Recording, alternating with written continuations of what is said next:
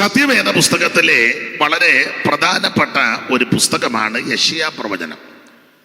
ഇവിടെ ഇരിക്കുന്ന ദൈവദാസന്മാരൊക്കെ നന്നായിട്ട് ദൈവവചനം പഠിച്ചവരും പഠിപ്പിക്കുന്നവരും, ആരെങ്കിലും എന്തെങ്കിലും പറഞ്ഞാൽ തെറ്റിയാൽ അത് കണ്ടുപിടിക്കാനും തിരുത്താനും പ്രാഗൽഭ്യവും ഒക്കെ ഉള്ളവരാ, നല്ല വചന പരിജ്ഞാനമുള്ളവരാ. ശേഷിച്ച് മുണ്ടക്കയത്തുള്ള ദൈവമക്കളൊക്കെ നന്നായിട്ട് തിരുവചനം അറിയാം. അവരെ അപ്പോൾ അവരെയൊക്കെ ഓർത്ത് ദൈവത്തെ സ്തുതിക്കുന്നു. നല്ല വചനതിട്ടമുള്ളത് കൊണ്ട് ചിലര് വേദപുസ്തകം പോലും കൊണ്ടുവന്നിട്ടില്ല. ഇത്രയ്ക്ക് തിട്ടമായതുകൊണ്ടാണ്. ചിലരെ കൊണ്ടുവന്നത് ഇതുവരെ തുറന്നിട്ടുമില്ല. അത് അതിലും തിട്ടമാണ്. ചിലർ അങ്ങനെയിരിക്കുമ്പോൾ ഒന്ന് തുറന്ന് ചുടനെ അടയ്ക്കുകയും ചെയ്യും, ഏതാണ്ട് വലിയ വിപത്തായതുപോലെ. എന്നാലും ഇത് തുറക്കുകയും ധ്യാനിക്കുകയൊക്കെ ചെയ്യുന്നവരെ ഓർത്ത് ദൈവത്തെ സ്തുതിക്കുന്നു. എല്ലാവരെയും അനുഗ്രഹിക്കട്ടെ. ഇന്ന് രാത്രി വചനത്തിൽ നിന്ന് വളരെ ലളിതമായിട്ട് ശാന്തമായിട്ട് ചില കാര്യങ്ങൾ ചിന്തിക്കാം. അപ്പോൾ വേദപുസ്തകത്തിൽ വളരെ പ്രധാനപ്പെട്ട മതി മോനെ, ഇനി എടുക്കണ്ട, അവിടെ എങ്ങാനും പോയി ഇത്ര ഫോട്ടോ എടുക്കണമെന്ന് അങ്ങനെ കണ്ടീഷൻ വല്ലതും ഉണ്ടോ?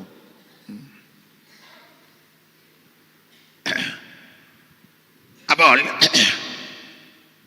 വേദപുസ്തകത്തിലെ വളരെ പ്രധാനപ്പെട്ട പുസ്തകമാണ് യെശയ്യാ പ്രവചനം.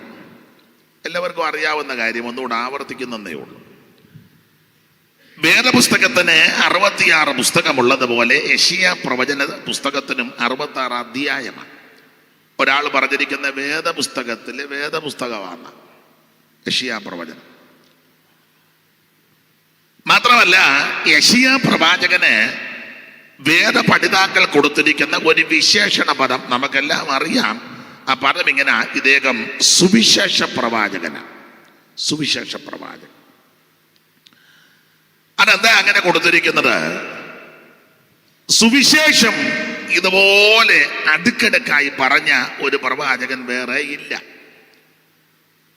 അപ്പൊ ചോദിക്കും, സുവിശേഷം യേശു ക്രിസ്തു. അപ്പൊ യേശു ക്രിസ്തുവിനെ പറ്റി ഇതുപോലെ അടുക്കടുക്കായിട്ട് പ്രവചിച്ച ഒരു പ്രവാചകൻ വേറെ ഇല്ലെന്നുള്ളതാണ്. മറ്റു പ്രവാചകന്മാരെല്ലാം ക്രിസ്തുയേശുവിന്റെ വരവിനെ പറ്റിയും ശുശ്രൂഷകളെ പറ്റിയും ജനനത്തെ പറ്റിയും അവിടുത്തെ പ്രവൃത്തികളെ പറ്റിയൊക്കെ പലരും പല ഭാഗത്ത് രേഖപ്പെടുത്തിയെങ്കിലും ഓർഡറായിട്ട് യേശു ക്രിസ്തുവിനെ പറ്റി വെളിപ്പെടുത്തിയിരിക്കുന്ന പ്രവാചകനാണ് നമുക്കറിയാം യെശയ്യാവ്. മാത്രമല്ല നമുക്കറിയാം യെശയ്യാ പ്രവാചകൻ ഒരു രാജകുടുംബത്തിൽപ്പെട്ടയാളാണ്. രാജകുടുംബത്തിൽപ്പെട്ടതാ. 1-ാം വാക്യം 1:1.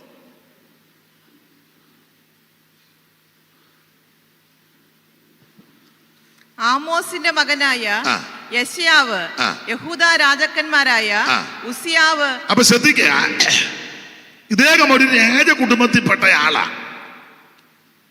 അപ്പോൾ ഈ പ്രവചന ശുശ്രൂഷ രാജകുടുംബത്തിൽപ്പെട്ടവർക്കും ദൈവം തരും.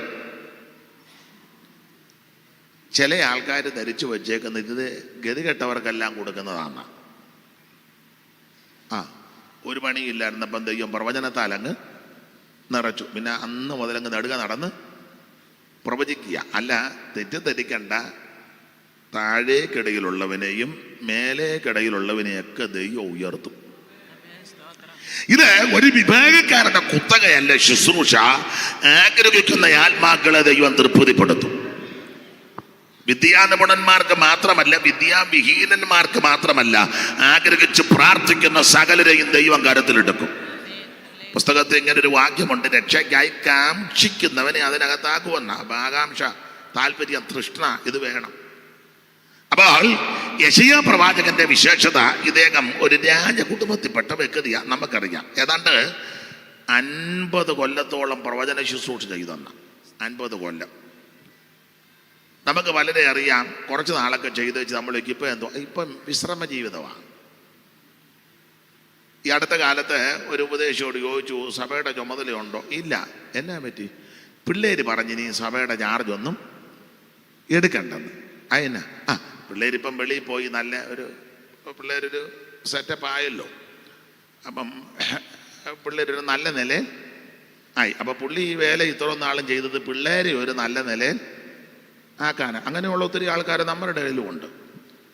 പിള്ളേരൊരു നല്ല നിലയായി കഴിയുമ്പോൾ പിന്നെ അവർ ഈ പണിയെല്ലാം നിർത്തി. എന്നിട്ട് അതിനൊരു വിശേഷണ പദമായി ഇപ്പം റിട്ടയർഡായെന്ന്. ആയിക്കോട്ടെ. കണ്ണടയുന്നത് വരെ, ആരോഗ്യമുള്ളത് വരെ, ഓർമ്മയും ആയുസ്സും ഉള്ളത് വരെ ഈ ശുശ്രൂഷ ചെയ്യണം. ചില സഭക്കാര് ചില നിയമങ്ങളൊക്കെ വെച്ചിട്ടുണ്ട്. റജി പാസ്റ്റർക്ക് അറിയാം ഇല്ലയോ? അറിയാം. അത് ഒരാളെ ഒതുക്കാൻ ഒപ്പിച്ചാൽ അത് ഇപ്പം വിനയായി കിടക്കുക. ഒതുക്കാൻ ഒപ്പിച്ചത് അത് ചക്കിന് വെച്ചത് ഇപ്പം. എൻ്റെ സഹപഠന്മാരോടൊരു കാര്യം പറയാം, മരണം വരെയും ശുശ്രൂഷിച്ചോണം. ഒന്നെങ്കിൽ കർത്താവിന്റെ കാഹളത്തിന്റെ ശബ്ദം കേട്ടെടുക്കപ്പെടണം, ഇല്ലെങ്കിൽ ആരോഗ്യ ഓർമ്മയും കൃപയും ഉണ്ടെങ്കിൽ മരണം വരെ. ഇപ്പോഴീ പ്രായമുള്ള ദൈവദാസന്മാരെ ഒന്നും വേണ്ടെന്നാ പറയുന്നത്. പ്രായമുള്ളവരെ ആര് എല്ലാത്തിനൊരു മൂല്യം തട്ടുക. പക്ഷേ നിങ്ങൾ യോജിച്ചാലും യോജിച്ചില്ലെങ്കിലും സ്റ്റേജിലാന്തേലും സഭാ ഹാളിലാന്തേലും കൺവെൻഷൻ വേദി എവിടെ ആന്തേലും പ്രായമുള്ള ദൈവദാസന്മാർ വേണം. അവര് വരികയും സഹകരിക്കുകയും അവരെ മാനിക്കുകയൊക്കെ ചെയ്യണം. ആരോട് പറയാനാ? ഇപ്പൊ ഇതല്ലേ ഈ പിള്ളേരുകളിയായി തീർന്നിരിക്കുക ആത്മീക ലോകം. പിള്ളേർ പറയാൻ പോലെ ഇപ്പൊ കാര്യം. അതെ, പിള്ളേർ പറയുന്ന കേൾക്കരുതെന്നല്ല, പക്ഷേ ശുശ്രൂഷയ്ക്ക് ഒരു നടത്തിപ്പുണ്ടായിരിക്കണം. അതെ, ഒരു നടത്തിപ്പുണ്ടായിരിക്കണം. നമുക്കറിയാം, ഇസ്രായേൽ രാജ്യം രണ്ടായിട്ട് വിഘടിക്കാൻ കാരണം പിള്ളേരുടെ ആലോചനയാണ്. അറിയാമല്ലോ, ഭാഗത്തേക്ക് ഞാൻ പോകണ്ട, നിങ്ങൾക്ക് നന്നായിട്ട് അറിയാം. ശലോമോന്റെ മകൻ രഹബയാമിന്റെ കാലത്ത് എന്റെ ഭാഷയാ യൂത്ത് പറഞ്ഞതല്ല അങ്ങ് കേട്ടു. അവസാനം അത് ഊത്തായി മുഴുവൻ കുഴഞ്ഞു. ആട്ടെ, ഇപ്പം നിങ്ങൾ പിള്ളേർ പറയാ താൻ ഇറങ്ങി വരുമ്പോൾ ഒന്ന് കാണണം എന്ന് പറയണ്ട, ഇപ്പോഴേ കണ്ടുകൊണ്ടിരിക്കുകയല്ലയോ. ഇത് ഇപ്പൊ ആത്മീക ലോകമെല്ലാം അങ്ങനെ കൈകടക്കി വെച്ചിരിക്കുക. ഒരു ശുശ്രൂഷകൾക്ക് ചെന്നേ, വിശേഷിച്ച് വിവാഹ ശുശ്രൂഷയ്ക്ക് ചെന്നേ, പിള്ളേര് പറയാൻ പോലെ ഇപ്പം നിങ്ങളല്ലേ ഇങ്ങനെ ഇരിക്കുന്നേ. അങ്ങനെ ഒരുക്കുന്ന കാര്യമാണെന്നേലും പാട്ടാണെന്നേലും മാമനും ചടങ്ങാന്നേലും കേക്ക് മുറിക്കുന്നതാന്നേലും ഏതാ ഇല്ല ഈ സജ്ജീകരണങ്ങളാന്നേലും എല്ലാം അവർ പറയാൻ പോലെ നമ്മളിങ്ങനെ പിള്ളേർ തന്നെ പറയാം, പക്ഷേ അധിക സമയമൊന്നും എടുക്കരുത്, പെട്ടെന്ന് നടത്തണം. ഇല്ല, ആവശ്യന്മാരും എല്ലാം പേടിച്ച് ഉള്ള ആട്ടെന്നും പറഞ്ഞിരിക്കുക.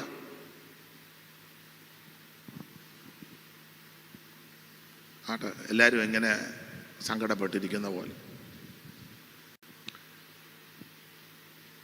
അപ്പോൾ നമുക്ക് നമ്മുടെ വിഷയത്തിൽ വരാം. വെറുതെ എന്തിനാ ആരോഗ്യം ഉണ്ടാക്കുന്നേ?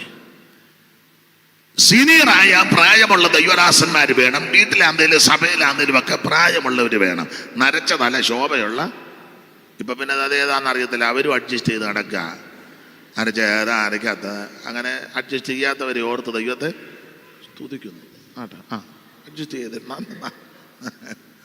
ദൈവത്തിന് മഹത്വം. അപ്പോൾ യെശയ്യാവ് ഒരു സുവിശേഷ പ്രവാചകനാ. 1. 2, ഇദ്ദേഹം ഒരു രാജ കുടുംബത്തിൽപ്പെട്ട വ്യക്തിയ. 3, നമുക്കറിയാം ഇദ്ദേഹത്തിന്റെ ഭാര്യയും പ്രവാചകയ. ഭർത്താവും ഭാര്യയും പ്രവചന ശുശ്രൂഷ, അതൊരു അനുഗ്രഹമാണ്. ചിലയിടത്ത് ഭർത്താവ് പ്രവചിക്കുമെങ്കിൽ ഭാര്യ ഉടക്ക, ചിലയിടത്ത് ഭാര്യ പ്രവചിക്കുമെങ്കിൽ ഭർത്താവ് ഉടക്ക. രണ്ടും കൂടെ ഒക്കുന്നത് വലിയ അനുഗ്രഹമാണ്. പേരൊന്നും പറയുന്നില്ല. പണ്ടൊരു ശ്രേഷ്ഠനായ പ്രവാചകനെ, നല്ല ശുശ്രൂഷയാ, പേര് പറയുന്നില്ല. അദ്ദേഹത്തിൻ്റെ ഭാര്യ മെനക്കേടായിരുന്നു. മെനക്കേടെന്നല്ല, വെറും മെനയായിരുന്നു തള്ളച്ചി. ആ ശ്രേഷ്ഠനായ ദൈവദാസനെ ജിബ്ബായും ഒക്കെ ഇട്ട് ഒരുങ്ങുമ്പോൾ ഈ തള്ള ചെളിയൊക്കെ വാരിത്തേക്കും. അദ്ദേഹം ശുശ്രൂഷയിൽ കൂടെ പറയുമായിരുന്നു, ഞാൻ ഒരു ദിവസം പോലും കിടക്കാൻ ദൈവം അനുവദിക്കത്തില്ല, ശുശ്രൂഷിക്കുന്ന സമയത്ത് ദൈവം എന്നെ ചേർക്കുക. അങ്ങനെ തന്നെ പോയി. തള്ള പോയതോ കൊള്ളാം. അല്ല കടന്നെറിഞ്ഞ് വാരി, അമേദ്യം വാരി എറിഞ്ഞ് അതെല്ലാം കൂടെ വാരി തലയെ തേച്ച്, അമേദ്യം തലയെ തേച്ചാലുള്ള ഗതികേട് അവരോട് ചോദിച്ചു നോക്ക്. ആരാന്നായിരിക്കും അല്ലയോ? പേര് പറയത്തില്ല. ഡേവിഡ് ഭാഷക്കറിയാം. നമ്മളാരെയും വിധിച്ചതല്ല. ദൈവമേൽപ്പിച്ച ശുശ്രൂഷയ്ക്കെതിരെ, ദൈവം വിളിച്ച ദൈവദാസന്മാർക്കെതിരെ, ആത്മീക ശുശ്രൂഷകൾക്കെതിരെ ഞാനോ നിങ്ങളോ ആരോ വിഘടിച്ചാൽ ദൈവം വിടുകയില്ല. അതാ നമുക്ക് മടങ്ങി വരാം. അപ്പൊ ഇദ്ദേഹം പ്രവാചകന് ഭാര്യ പ്രവാചകയുമാണ്. 2 പിള്ളേരും ഉണ്ടായി, 2 ആൺപിള്ളേര്. അതാ 8-ന്റെ 1-ാം വാക്യം. ചെറുക്കന്റെ പേരാന്ന് വലിയ പേരാ, വേദപുസ്തകത്തിലെ ഏറ്റവും വലിയ പേരുകളുമാണ്. യഹോവ എന്നോട് കൽപ്പിച്ചത്, നീ ഒരു വലിയ പലകയെടുത്ത് സാമാന്യ അക്ഷരത്തിൽ മഹേർ ശാലാൽ ഹാഷ് ബസ് എന്നെഴുതുക. അത് മോന്റെ പേരാ. ഇനി 7-ാം അധ്യായത്തിന്റെ 3-ാം വാക്യം വായിച്ചേ. അപ്പോൾ യഹോവ യെശയ്യാവോട് അരുളിച്ചതെന്തെന്നാൽ, നീയും നിന്റെ മകൻ ശയാർ യാശൂബ്. ഒരുത്തന്റെ പേരാണ് ഷയാർ യാശൂബ്, വേറൊരുത്തന്റെ പേരാണ് മഹർ ശാലിൽ ഹാഷ് ബസ്. 2 ആൺപിള്ളേര്, നല്ല പിള്ളേരാ. അർത്ഥത്തിലോട്ടൊന്നും ഇപ്പൊ പോകുന്നില്ല. ഭാര്യ പ്രവാചകി, അനുഗ്രഹിക്കപ്പെട്ട ഒരു കുടുംബമാണ്. ഏതാണ്ട് 50 വർഷം ഇദ്ദേഹം ശുശ്രൂഷ ചെയ്തു, പ്രവചന ശുശ്രൂഷ. മാത്രമല്ല ഈ 50 വർഷത്തെ ശുശ്രൂഷ എന്ന് പറഞ്ഞാൽ എന്റെ ഭാഷയാണ്, കെടികെട്ടിയവരുടെ കാലത്താ പുള്ളി ശുശ്രൂഷിച്ചത്. അതാ അതിലും വലിയ അത്ഭുതം. കെടികെട്ടിയോ ആരുടെ കാലത്താ ശുശ്രൂഷ ചെയ്ത്? 1-ാം വാക്യം വായിക്കാം. 1-ന്റെ 1.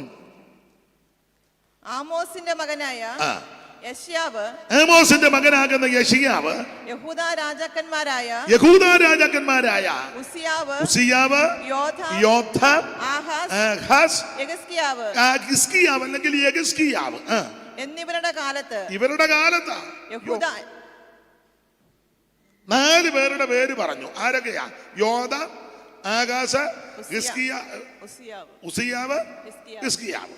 അപ്പൊ ഉസിയാവ്, യോഥാം, ആഹാസ്, ഹിസ്കിയാവ് 4 നല്ല പറ്റിയതാണ്. 4 നല്ല ഏറ്റ പുള്ളിക്കാരാ. മിക്കടത്തും കൊണ്ട് ഇങ്ങനെ 3-4 ലോക്കൽ സഭയിലും ഉണ്ട്. ചിലടത്ത് എന്നാ 3-4 മുഴുവൻ ഗുരുക്ക. സെന്ററിലും ഉണ്ട് ഒരു 3-4. മിക്കവാറും അലോഗ്യം ഉണ്ടാകാൻ സാധ്യത എല്ലായിടത്തും ഉണ്ട്. വീട്ടിലും ഉണ്ട്, ചിലത് മേഖലയിലും ഉണ്ട്, കേന്ദ്രത്തിലും ഉണ്ട്. എവിടെ ഇല്ലാത്ത? എന്നാ ചിലരുടെ മുഖത്തിന് ഒരു തെളിച്ചു വന്നു. ആട്ടെ, 4 1 ഉസിയാവ്, 2 യോഥാം, 3 ആഹാസ്, 4 ഹിസ്കിയ. ഇവരുടെ കാലത്താ പുള്ളി ശുശ്രൂഷിച്ച. എന്നേക്കാൾ സീനിയറായ കർത്തൃദാസന്മാരുണ്ട്. ഇവരോടൊക്കെ ചോദിച്ചിട്ടുമുണ്ട്, ഇപ്പോഴും ചിലപ്പോൾ ചോദിക്കും, എവിടായിരിക്കുന്നത് ഉടനെ നിങ്ങൾ പറയുക, ഞങ്ങൾ ഇന്നടുത്തായിരിക്കും. പേരൊന്നും ഞാൻ പറയുന്നില്ല. ഇന്നടുത്താ വേലനിലം. എന്നാ അവിടെ വല്ലവരും ഉണ്ടോ? എന്നാ അത് വേണ്ട, ഒരു സ്ഥലം അങ്ങ് പറയുക. ഇന്നടുത്തായിരിക്കുന്നത്. അയ്യോ, അവിടെ ആന്നോ? അതെ. എങ്ങനെ ഇരിക്കുന്നു? അവിടെ അല്ലയോ ഗുണ്ടാപാപ്പി? ഉണ്ട്. എങ്ങനെ അവിടെ ഇരിക്കുന്നു? ഇന്ന ആൾക്കാരൊക്കെ അവിടെ അല്ലേ? അതെ. അയ്യോ, എത്ര നാളായിട്ട് അവിടെ ഇരിക്കുന്നു? 3 കൊല്ലമായി. എങ്ങനെ ഇരുന്നു? എങ്ങനെ ഇരുത്തി? ഇതൊക്കെയാ ചോദിക്കുന്നത്. എന്ന് പറഞ്ഞതുപോലെ യെശയ്യാവിന്റെ കാലം ഒന്ന് പഠിച്ചാൽ ഈ 4 രാജാക്കന്മാരുടെ കാലത്താണ് യെശയ്യാവ് ശുശ്രൂഷിക്കുന്നത്. ഉസിയാവ്, യോഥാം, ആഹാസ്, ഹിസ്കിയാവ് 4 നല്ല പറ്റിയ പുള്ളിക്കാരാ. ഉസിയാവ് അറിയാമല്ലോ, പള്ളിക്കകത്ത് കിടന്ന് വഴക്കുണ്ടാക്കിയവനാ. വായിച്ചേ, 26-ാം അധ്യായത്തിന്റെ 16 ആദ്യം വായിക്കണം. ഏത് 26 ചോദിച്ചാൽ യെശയ്യാവല്ല, ദിനവൃത്താന്തങ്ങളുടെ 2-ാം പുസ്തകം 26-ാം അധ്യായത്തിന്റെ 16 ആദ്യം വായിക്കണം, പിന്നെ 19 വായിക്കണം. വായിച്ചേ 16. യഹോവേ, എന്നാൽ അവൻ ബലവാനായപ്പോൾ അവന്റെ ഹൃദയം അവന്റെ നാശത്തിനായിട്ട് നിഗളിച്ചു. 26:16 ഞാൻ പറഞ്ഞേ. മോളെത്രയാ വായിച്ചേ? യെശയ്യാവല്ല, ദിനവൃത്താന്തങ്ങളുടെ അത് ഞാൻ പറഞ്ഞായിരുന്നു ഇല്ലേ? പറഞ്ഞു. ദിനവൃത്താന്തങ്ങളുടെ 2-ാം പുസ്തകം ഷൂപാസ്റ്റർ വായിച്ചു. എന്നാലും നിങ്ങളെ അല്ലയോ വായിക്കാൻ ചുമതലപ്പെടുത്തിയത്. ഞാൻ അവരെ കൊണ്ട് വായിപ്പിക്കുക. ഞാൻ പാട്ട് പാടുമ്പോൾ നിങ്ങൾ പാടും. പുള്ളി സഹായിച്ചതാ, പെട്ടെന്ന് സമയം കളയണ്ടല്ലോ എന്ന്. നന്നായി. എന്നാൽ ഇനി അവർ പിണങ്ങരുത്, പെണ്ണുങ്ങളല്ലയോ. വായിച്ചു. എന്നാൽ അവൻ ബലവാനായപ്പോൾ അവന്റെ ഹൃദയം അവന്റെ നാശത്തിനായിട്ട് നിഗളിച്ചു. ബലവാന ഈ കാശും പുത്തനും ചുറ്റുപാടും കൂടുമ്പോഴാണല്ലോ നെകളോ അഹങ്കാരവും ഒക്കെ കൂടുന്നത്. അല്ല, ഞാൻ എന്നെയും കൂടെ പ്രതിയാക്കി പറയാം. സ്റ്റേജ് കണ്ടമാനം കിട്ടുമ്പോഴാണല്ലോ ഏതാ എന്തുവാ അതിന് പറയാൻ ഒരു ഭാഷ പറ. ഒരു ഭാഷ ഇപ്പൊ ഇല്ലേ? ഇളക്കം, അതൊരു നല്ല ഭാഷയാ. ആൾക്കാർ കണ്ടമാനം മാനിക്കുമ്പം അഹങ്കാരോ കൂടും, വിനയമൊക്കെ പോകും. അങ്ങനെയുള്ള ഒത്തിരി ആൾക്കാർ നമ്മുടെ ഇടയിലുണ്ട്. ചിലരോട് മിണ്ടാൻ തന്നെ വലിയ വലിയ പൗവതിയാ.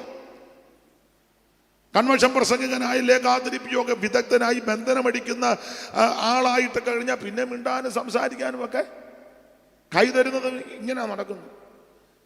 എന്തുകൊണ്ട് അമ്മാമ്മയെന്ന് ചോദിച്ചാൽ പുള്ളി ഉടനെ ടോൺ മാറ്റും. എന്തുകൊണ്ട് അങ്ങ് വരുവാ ടോണം ആട്ടെ. അപ്പൊ ഇവന് ബലവാനായി. ഇച്ചിരി കാശും പുത്തനും ചുറ്റുപാടും ഒക്കെ ആയപ്പോൾ ഇവന്റെ ഹൃദയ നാശത്തിന് നിഗളിച്ചു. കൽപ്പനാലംഘന 7-ാം കൽപ്പന ചെയ്യണമെന്നല്ല, അബദ്ധത്തിൽ വന്നാലും അനുദപിച്ച് ഏറ്റു പറഞ്ഞ് ഉപേക്ഷിച്ചാൽ ദൈവം ക്ഷമിക്കും. പക്ഷെ നിഗളികളോട് ദൈവം എതിർത്ത് നിൽക്കും. ആത്മീക നിഗളമുള്ള ആൾക്കാരുണ്ട്. ഇവന് ബലവാനായപ്പോൾ ഇവന്റെ ഹൃദയം നാശത്തിനായിട്ട്. ഒന്നുകൂടെ വായിച്ചേ ദൈവദാസി 16-ാം വാക്യം. എന്നാൽ അവൻ ബലവാനായപ്പോൾ അവന്റെ ഹൃദയം അവന്റെ നാശത്തിനായിട്ട് നിഗളിച്ചു എന്ന് പറഞ്ഞ പഴയ പരിവക്കടൊക്കെ മാറി. ഇപ്പൊ ഒരു വീടായി, ചുറ്റുപാടായി, ഒരു വണ്ടിയായി, പ്രോഗ്രാമുണ്ട്. അങ്ങനെ പറഞ്ഞേക്കാം, പ്രോഗ്രാമുണ്ട്. ഇരിക്കാൻ നേരെ ഒന്നും ഇല്ല. ആൾക്കാർ വരുന്നു, കാണുന്നു. അവൻ പിന്നെ ഫേസ്ബുക്കിലും യൂട്യൂബിലും ഒക്കെ ഇങ്ങനെ നിറഞ്ഞ് നിൽക്കുന്നു. അന്നേരം അഹങ്കാരം ഉണ്ടാകും. നമ്മൾ ഏതാണ്ടല്ല ആയെന്നും ഞാനായിപ്പോ ഉള്ളതിൽ മിടുക്കൻ, എന്നെ കവർ ചെയ്യാൻ വേറെ ആരും ഇല്ല. വീഴ്ചയ്ക്ക് മുമ്പ് നെകളം. ദൈവത്തിന് മഹത്വം. ഇവൻ ബലവാനായപ്പോൾ ഇവന്റെ ഹൃദയം അങ്ങ് നിഗളിച്ചു. വായിക്ക സഹോദരി. അവൻ തന്റെ ദൈവമായ വായിക്കുന്ന സഹോദരിയുടെ പേരെന്നാ? മൈക്ക് ചേർത്ത് പറ. ബ്ലസ്സി. നമ്മുടെ പേരോ? ബിൻസി. ബ്ലസ്സി വായിര്. അവൻ തന്റെ ദൈവമായ യഹോവയോട് കുറ്റം ചെയ്തു. അടുത്തത് ധൂപപീഠത്തിന്മേൽ ധൂപം കാട്ടുവാൻ യഹോവയുടെ ആലയത്തിൽ കടന്നു ചെന്നു. അപ്പോൾ ഉസിയാവ് രാജാവല്ലേ, അധികാരിയാ. പുള്ളിയല്ലയോ എല്ലാം തീരുമാനിക്കുന്നേ. അങ്ങനെ തീരുമാനിച്ച് പുള്ളി ശുശ്രൂഷയിലും കയറി കൈകടത്താൻ തുടങ്ങി.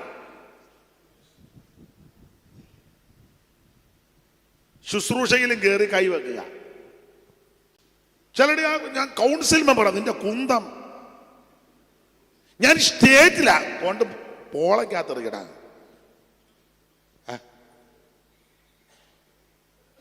ഞാൻ ഡിസ്ട്രിക്ട് ഓർഗനൈസർ. ദൈവം അറിഞ്ഞിട്ട് പോലുമില്ല.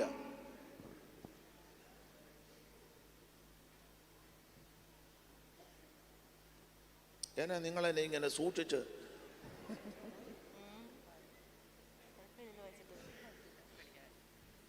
എനിക്ക് ഇന്ന പൊസിഷൻ. 2-ാം സങ്കീർത്തനത്തിൽ ഇത് വായിക്കുന്നത് പോലെ സ്വർഗത്തിലിരിക്കുന്നവൻ ചിരിക്കുക. ഈ വെടലത്തരമെല്ലാം കണ്ട് ദൈവത്തിന് മഹത്വം.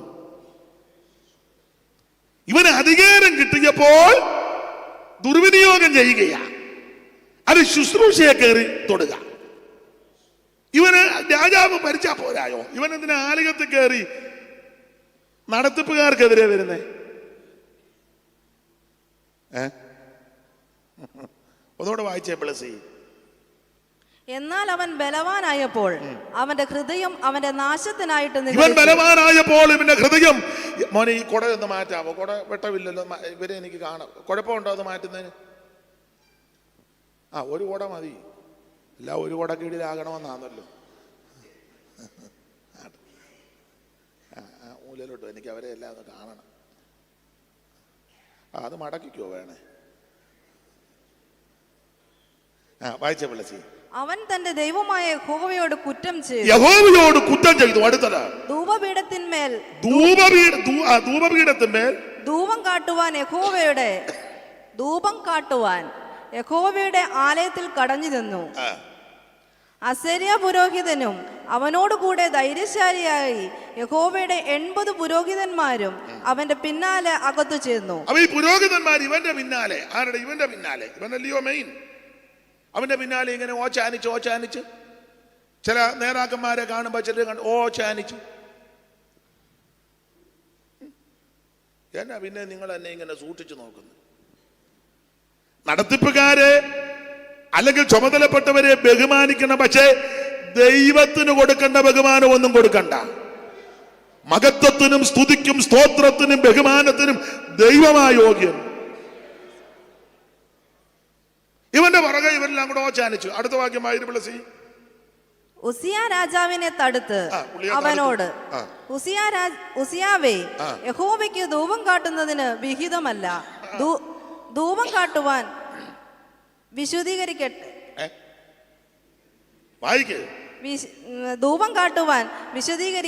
വിശുദ്ധീകരിക്കപ്പെട്ട് അഹരോന്യനായ പുരോഹിതന്മാർക്കത്രേ വിശുദ്ധ മന്ദിരത്തിൽ നിന്ന് പോയിക്കൊള്ളുക, ലംഘനമാകുന്നു. അപ്പൊ ശ്രദ്ധിക്കുക, ഇവൻ ധൂപം കാട്ടുവാൻ അകത്ത് ചെന്നപ്പോൾ അസരിയ പുരോഹിതന് ശേഷമുള്ള ഈ പ്രിയപ്പെട്ടവര് പറഞ്ഞു, നീ അല്ലിത് ചെയ്യേണ്ടത്, അതിന് ശുശ്രൂഷകരെ ആക്കിയിട്ടുണ്ട്. ഞാൻ സെക്രട്ടറിയാ, ട്രഷറാ, കൗൺസിലാ, കമ്മിറ്റിയിലാ, സ്റ്റേറ്റിലാ, സോണലാ, കുന്തമാന്ന് പറഞ്ഞൊന്നും ശുശ്രൂഷ കയറി കൈകടത്തരുത്. കൈകടത്താൻ നിന്നെ വിടുകയല്ല, അതായി പറഞ്ഞത്. അപ്പൊ ഈ പുരോഹിതന്മാര് പറഞ്ഞു, ഇത് ലേവ്യ പൗരോഹിത്യമാണ്, ഇത് ലേവ്യർക്ക് ദൈവം കൊടുത്തിരിക്കുന്ന. ആമൻ ലേവി, ആമൻ സ്വന്തം. പണ്ട് അപ്പച്ചൻ ശപിച്ചതാ ലേവിയെ, പ്രാഗി ഊപ്പാട് വരുത്തിയതാ, ഇല്ലയോ? വായിച്ച 49:5 ഉൽപ്പത്തി. ചടികടാന്ന് രണ്ടുപേരും വായിര്. ശിമയോനും ലേവിയും സഹോദരന്മാർ അവരുടെ വാളുകൾ സാഹസത്തിന്റെ ആയുധങ്ങൾ. എന്നുള്ളമേ അവരുടെ മന്ത്രണത്തിൽ കൂടരുത്, എൻ മനമേ അവരുടെ യോഗത്തിന് ചേരരുത്. അപ്പൊ അപ്പൻ കയറി പ്രാഗി, വിശദീകരിക്കുന്നില്ല. എന്നാൽ ഈ പ്രാഗ് ശാപം കിട്ടിയെങ്കിൽ ലേവി അത് അനുഗ്രഹമാക്കി. അത് നമുക്കറിയാം. കാളക്കുട്ടിയെ തുള്ളിച്ച് ക്രമക്കേട് കാണിച്ചപ്പോൾ മോശെ പാളയത്തിലോട്ട് വന്നിച്ചു പറഞ്ഞു, യഹോവയുടെ പക്ഷത്തുള്ളവൻ എന്റെ അടുക്കൽ വരട്ടെ. അപ്പോൾ ലേവി ആമൻ ദൈവത്തിന്റെ ഭാഗത്ത് വന്നു. അവനെ യോഗത്തിന് വിളിക്കാതെ, യോഗത്തിന് കയറ്റാതെ, ഇവന്റെ യോഗത്തിന് പോകാതെ, അവൻ യോഗം വെച്ചാൽ ചെല്ലാതെ ഇവൻ ഉടക്കായിരുന്നു. പക്ഷെ ഇവനിങ്ങനെ അവസരം നോക്കിയിരിക്കുക, ഇതിനകത്ത് കയറി പറ്റുന്നപ്പോൾ ആ മോശ ചോദിച്ചത്, യഹോവയുടെ പക്ഷത്ത് ആരേലും ഉണ്ട് എൻ്റെ അടുക്ക വരാൻ എന്ന് പറഞ്ഞാൽ, ഞാൻ യഹോവയുടെ പക്ഷത്ത് നിൽക്കുക, എൻ്റെ കൂടെ നിൽക്കാൻ ആരേലും ഉണ്ടോ? അല്ല, ഞാൻ ഇന്ന പാനലില്ല, ഞങ്ങളുടെ പാനലിൽ ആരേലും ഒന്നും അറിയാൻ പറ്റില്ല, പാവത്തുങ്ങളല്ല. പാനലല്ല ചോദിച്ചത്, യഹോവയുടെ പക്ഷത്ത് ആരേലും ഉണ്ടോ? അങ്ങനെയുള്ളവർ എന്റെ അടുക്ക വരട്ടെ. അപ്പോൾ ലേവി ചാടിച്ചു. മോശ പറഞ്ഞു, അറിഞ്ഞോളാൻ പറഞ്ഞു ഒരറ്റം മുതൽ. ഒന്നാമത് ഈ യോഗത്തിന് വിളിക്കാത്തതിൻ്റെയും കൂടാത്തതിൻ്റെയും അരിശവും കൂടെ ഒരറ്റം മുതൽ അരിഞ്ഞ് ഈ ശുശ്രൂഷ ദൈവം അങ്ങ് അംഗീകരിച്ചു. 49:5 അപ്പൻ പ്രാഗി ശപിച്ചു. പക്ഷെ ഇവൻ ഇടംബലം നോക്കാതെ ശുശ്രൂഷ അങ്ങ് ചെയ്തത് കൊണ്ട് ദൈവം ഇത് അംഗീകരിച്ച് ഉറപ്പിച്ച് ഇവന് പൗരോഹിത്യം അരക്കിട്ട് ഉറപ്പിച്ചു. അവൻ ചെയ്ത ശുശ്രൂഷയെ പറ്റി ശ്ലാഘനീയമായ നിലയിൽ പഴയ നിയമത്തിന്റെ മധ്യസ്ഥനാകുന്ന മോശെ പിന്നത്തേതിൽ ഒന്നുകൂടെ എടുത്തു പറഞ്ഞിട്ടുണ്ട്. വായിച്ച് ആവർത്തന പുസ്തകം 33-ാം അധ്യായത്തിന്റെ 8 മുതൽ താഴോട്ടുള്ള തിരുവെടുത്ത്. നമുക്ക് അറിവുള്ള വാക്യമാ, എങ്കിലും ഒന്ന് വായിച്ചോ. ആവർത്തനം 33-ന്റെ 8 മുതൽ താഴോട്ട്. ലേവിയെ കുറിച്ച് അവൻ പറഞ്ഞത്, നിന്റെ തുമ്മീമും ഊറീമും നിന്റെ ഭക്തൻ പക്കലിരിക്കുന്നു. നിന്റെ തുമ്മീമും ഊറീമും നിൻ ഭക്തന്റെ പക്കലിരിക്കുന്നു. പിന്നെ നീ മസായിൽ വെച്ച് പരീക്ഷിക്കുകയും നീ പരീക്ഷയും കലകജലത്തിങ്കൽ പോരുകയും ചെയ്തവന്റെ പക്കൽ തന്നെ. അടുത്ത വാക്യം, അവൻ അപ്പനെയും അമ്മയെയും കുറിച്ച്. അങ്ങനായിരുന്നു ശുശ്രൂഷ. ആ ലേവി അപ്പനെയും അമ്മയെയും കുറിച്ച് ഞാനവനെ കണ്ടില്ല എന്ന് പറഞ്ഞ് ശുശ്രൂഷയ്ക്ക് വാളെടുത്ത് കഴിഞ്ഞപ്പോൾ അപ്പനാന്നോ അമ്മയാന്നോ ഉപ്പാപ്പനാന്നോ കൊച്ചപ്പനാന്നോ പെമ്പളയാന്നോ പെമ്പളയുടെ അനിയത്തിയാന്നോ അമ്മയുടെ അനിയത്തിയാന്നോ കസിൻ സിസ്റ്റർ, ഇതൊന്നും നോക്കിയില്ല. നമ്മൾ ഇതെല്ലാം നോക്കിയാ ശുശ്രൂഷ. എന്നാ നിങ്ങൾക്കെല്ലാം ഞാൻ വന്നത് ഇഷ്ടപ്പെട്ടില്ലെന്ന് തോന്നുന്നു. ചിലരുടെ മോഹമൊന്നും അങ്ങോട്ട് തെളിയുന്നില്ല. അല്ല, കാര്യം പറയുന്നത് എല്ലാവർക്കും ഇഷ്ടമല്ല. ശുശ്രൂഷയ്ക്ക് അങ്ങോട്ട് കയറിയപ്പോൾ അപ്പനെന്നും അമ്മയൊന്നും നോക്കിയില്ല, വാളങ്ങോട്ട് കയ്യിലെടുത്തപ്പോ. അതുകൊണ്ടാണ് റോമാലേഖനത്തിൽ വെറുതെ അല്ല വാൾ വഹിക്കുന്നത്.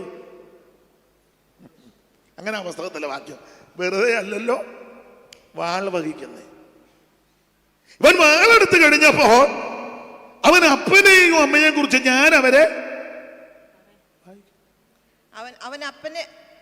അവൻ അപ്പനെയും അമ്മയെ കുറിച്ച് ഞാൻ അവരെ കണ്ടില്ല എന്ന് പറഞ്ഞു. സഹോദരന്മാരെ അവൻ ആദരിച്ചില്ല. സഹോദരന്മാരെ ആ വിഷയത്തിൽ ആദരിച്ചില്ല. കാളക്കുട്ടിയെ ഉണ്ടാക്കിയ വിഷയത്തിലേ, അയ്യോ എൻ്റെ ഇളയ അനിയൻ അവന് അങ്ങനെ ചെയ്യുന്ന നല്ല, പിന്നെ എന്നാ പറ്റി, അവനൊരു ചെറിയ ബലഹീനത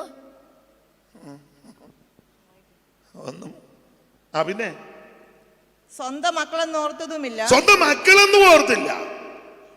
നിന്റെ വചനം അവർ പ്രമാണിച്ചു. നന്നായിട്ട് വായിക്കേ. നിന്റെ വചനം അവർ പ്രമാണിച്ചു.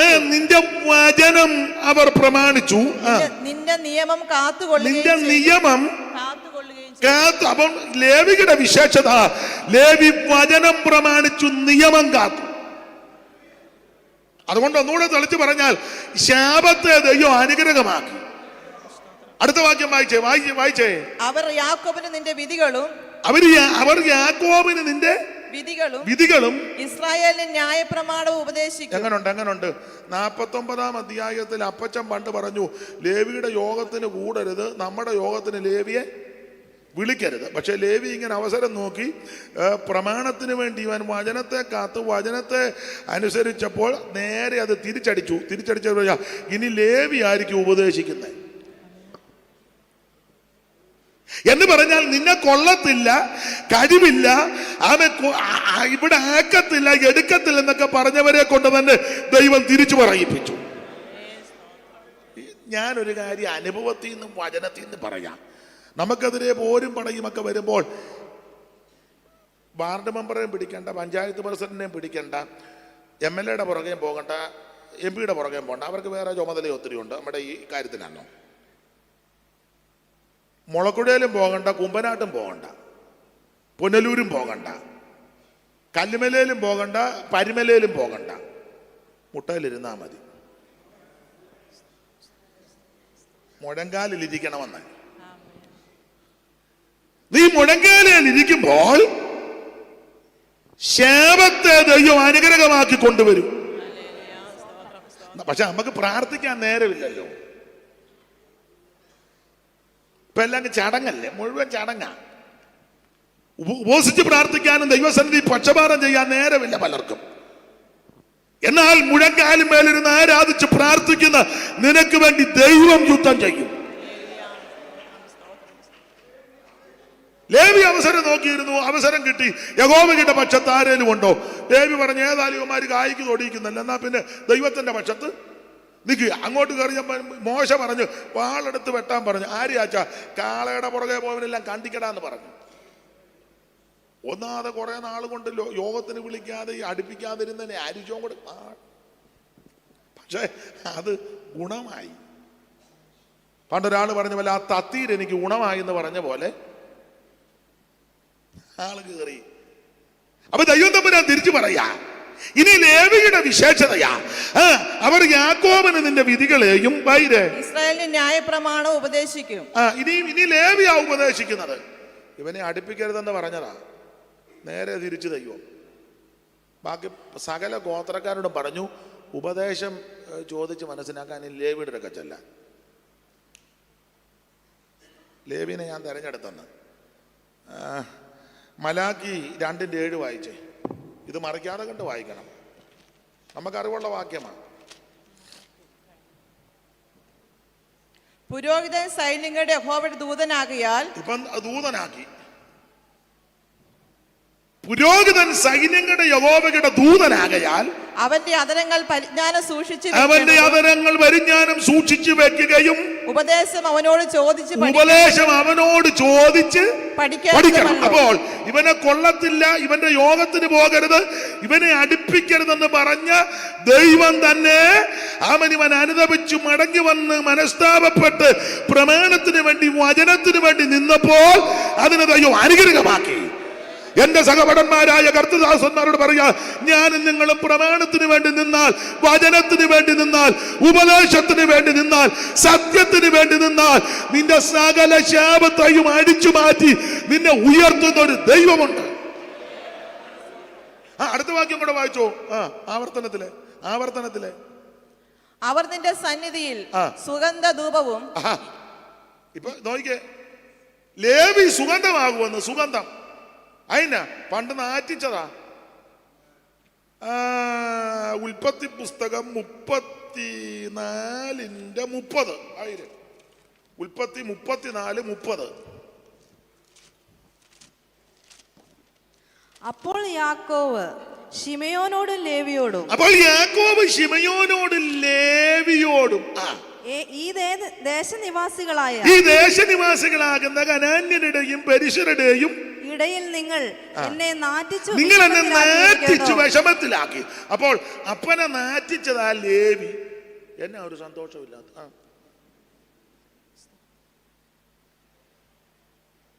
അപ്പനെ നാറ്റിച്ചതാ ലേവി. നാറ്റിക്കാവുന്നതിന്റെ പരമാവധി അപ്പച്ചനെ നാറ്റിച്ചു.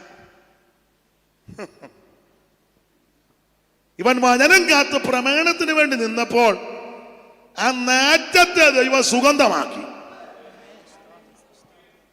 നിങ്ങളെ നാറ്റിച്ചവർ കാണും, ഉപദ്രവിച്ചവർ കാണും, പീഡിപ്പിച്ചവർ കാണും, ആക്ഷേപിച്ചവർ കാണും, നിന്ദിച്ചവർ കാണും.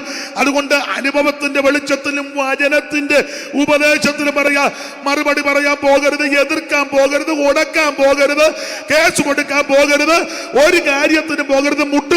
മുട്ടുമടക്കി ദൈവത്തോട് നിന്റെ വിഷയം പറയുമ്പോൾ നീതിയോടെ പ്രവർത്തിക്കുന്ന ഒരു ദൈവമുണ്ട്, ന്യായത്തോടെ ഇടപെടുന്ന ഒരു ദൈവമുണ്ട്. അവൻ നാറ്റത്തെ സുഗന്ധമാക്കി തീർക്കാൻ ദൈവം വിശ്വസ്തൻ. അനുഭവിക്കുന്നവർ ദൈവത്തിന് മഹത്വം കൊടുക്കും. ഹല്ലേലൂയ. ഞാൻ എല്ലാ ഭാഗം കൊടുക്കുന്നതിന് വിട്ടേക്കാം. അങ്ങനെ വന്നാൽ പിന്നെ അത് തന്നെ പറയേണ്ടി വരും. പറയാനുണ്ടല്ലോ.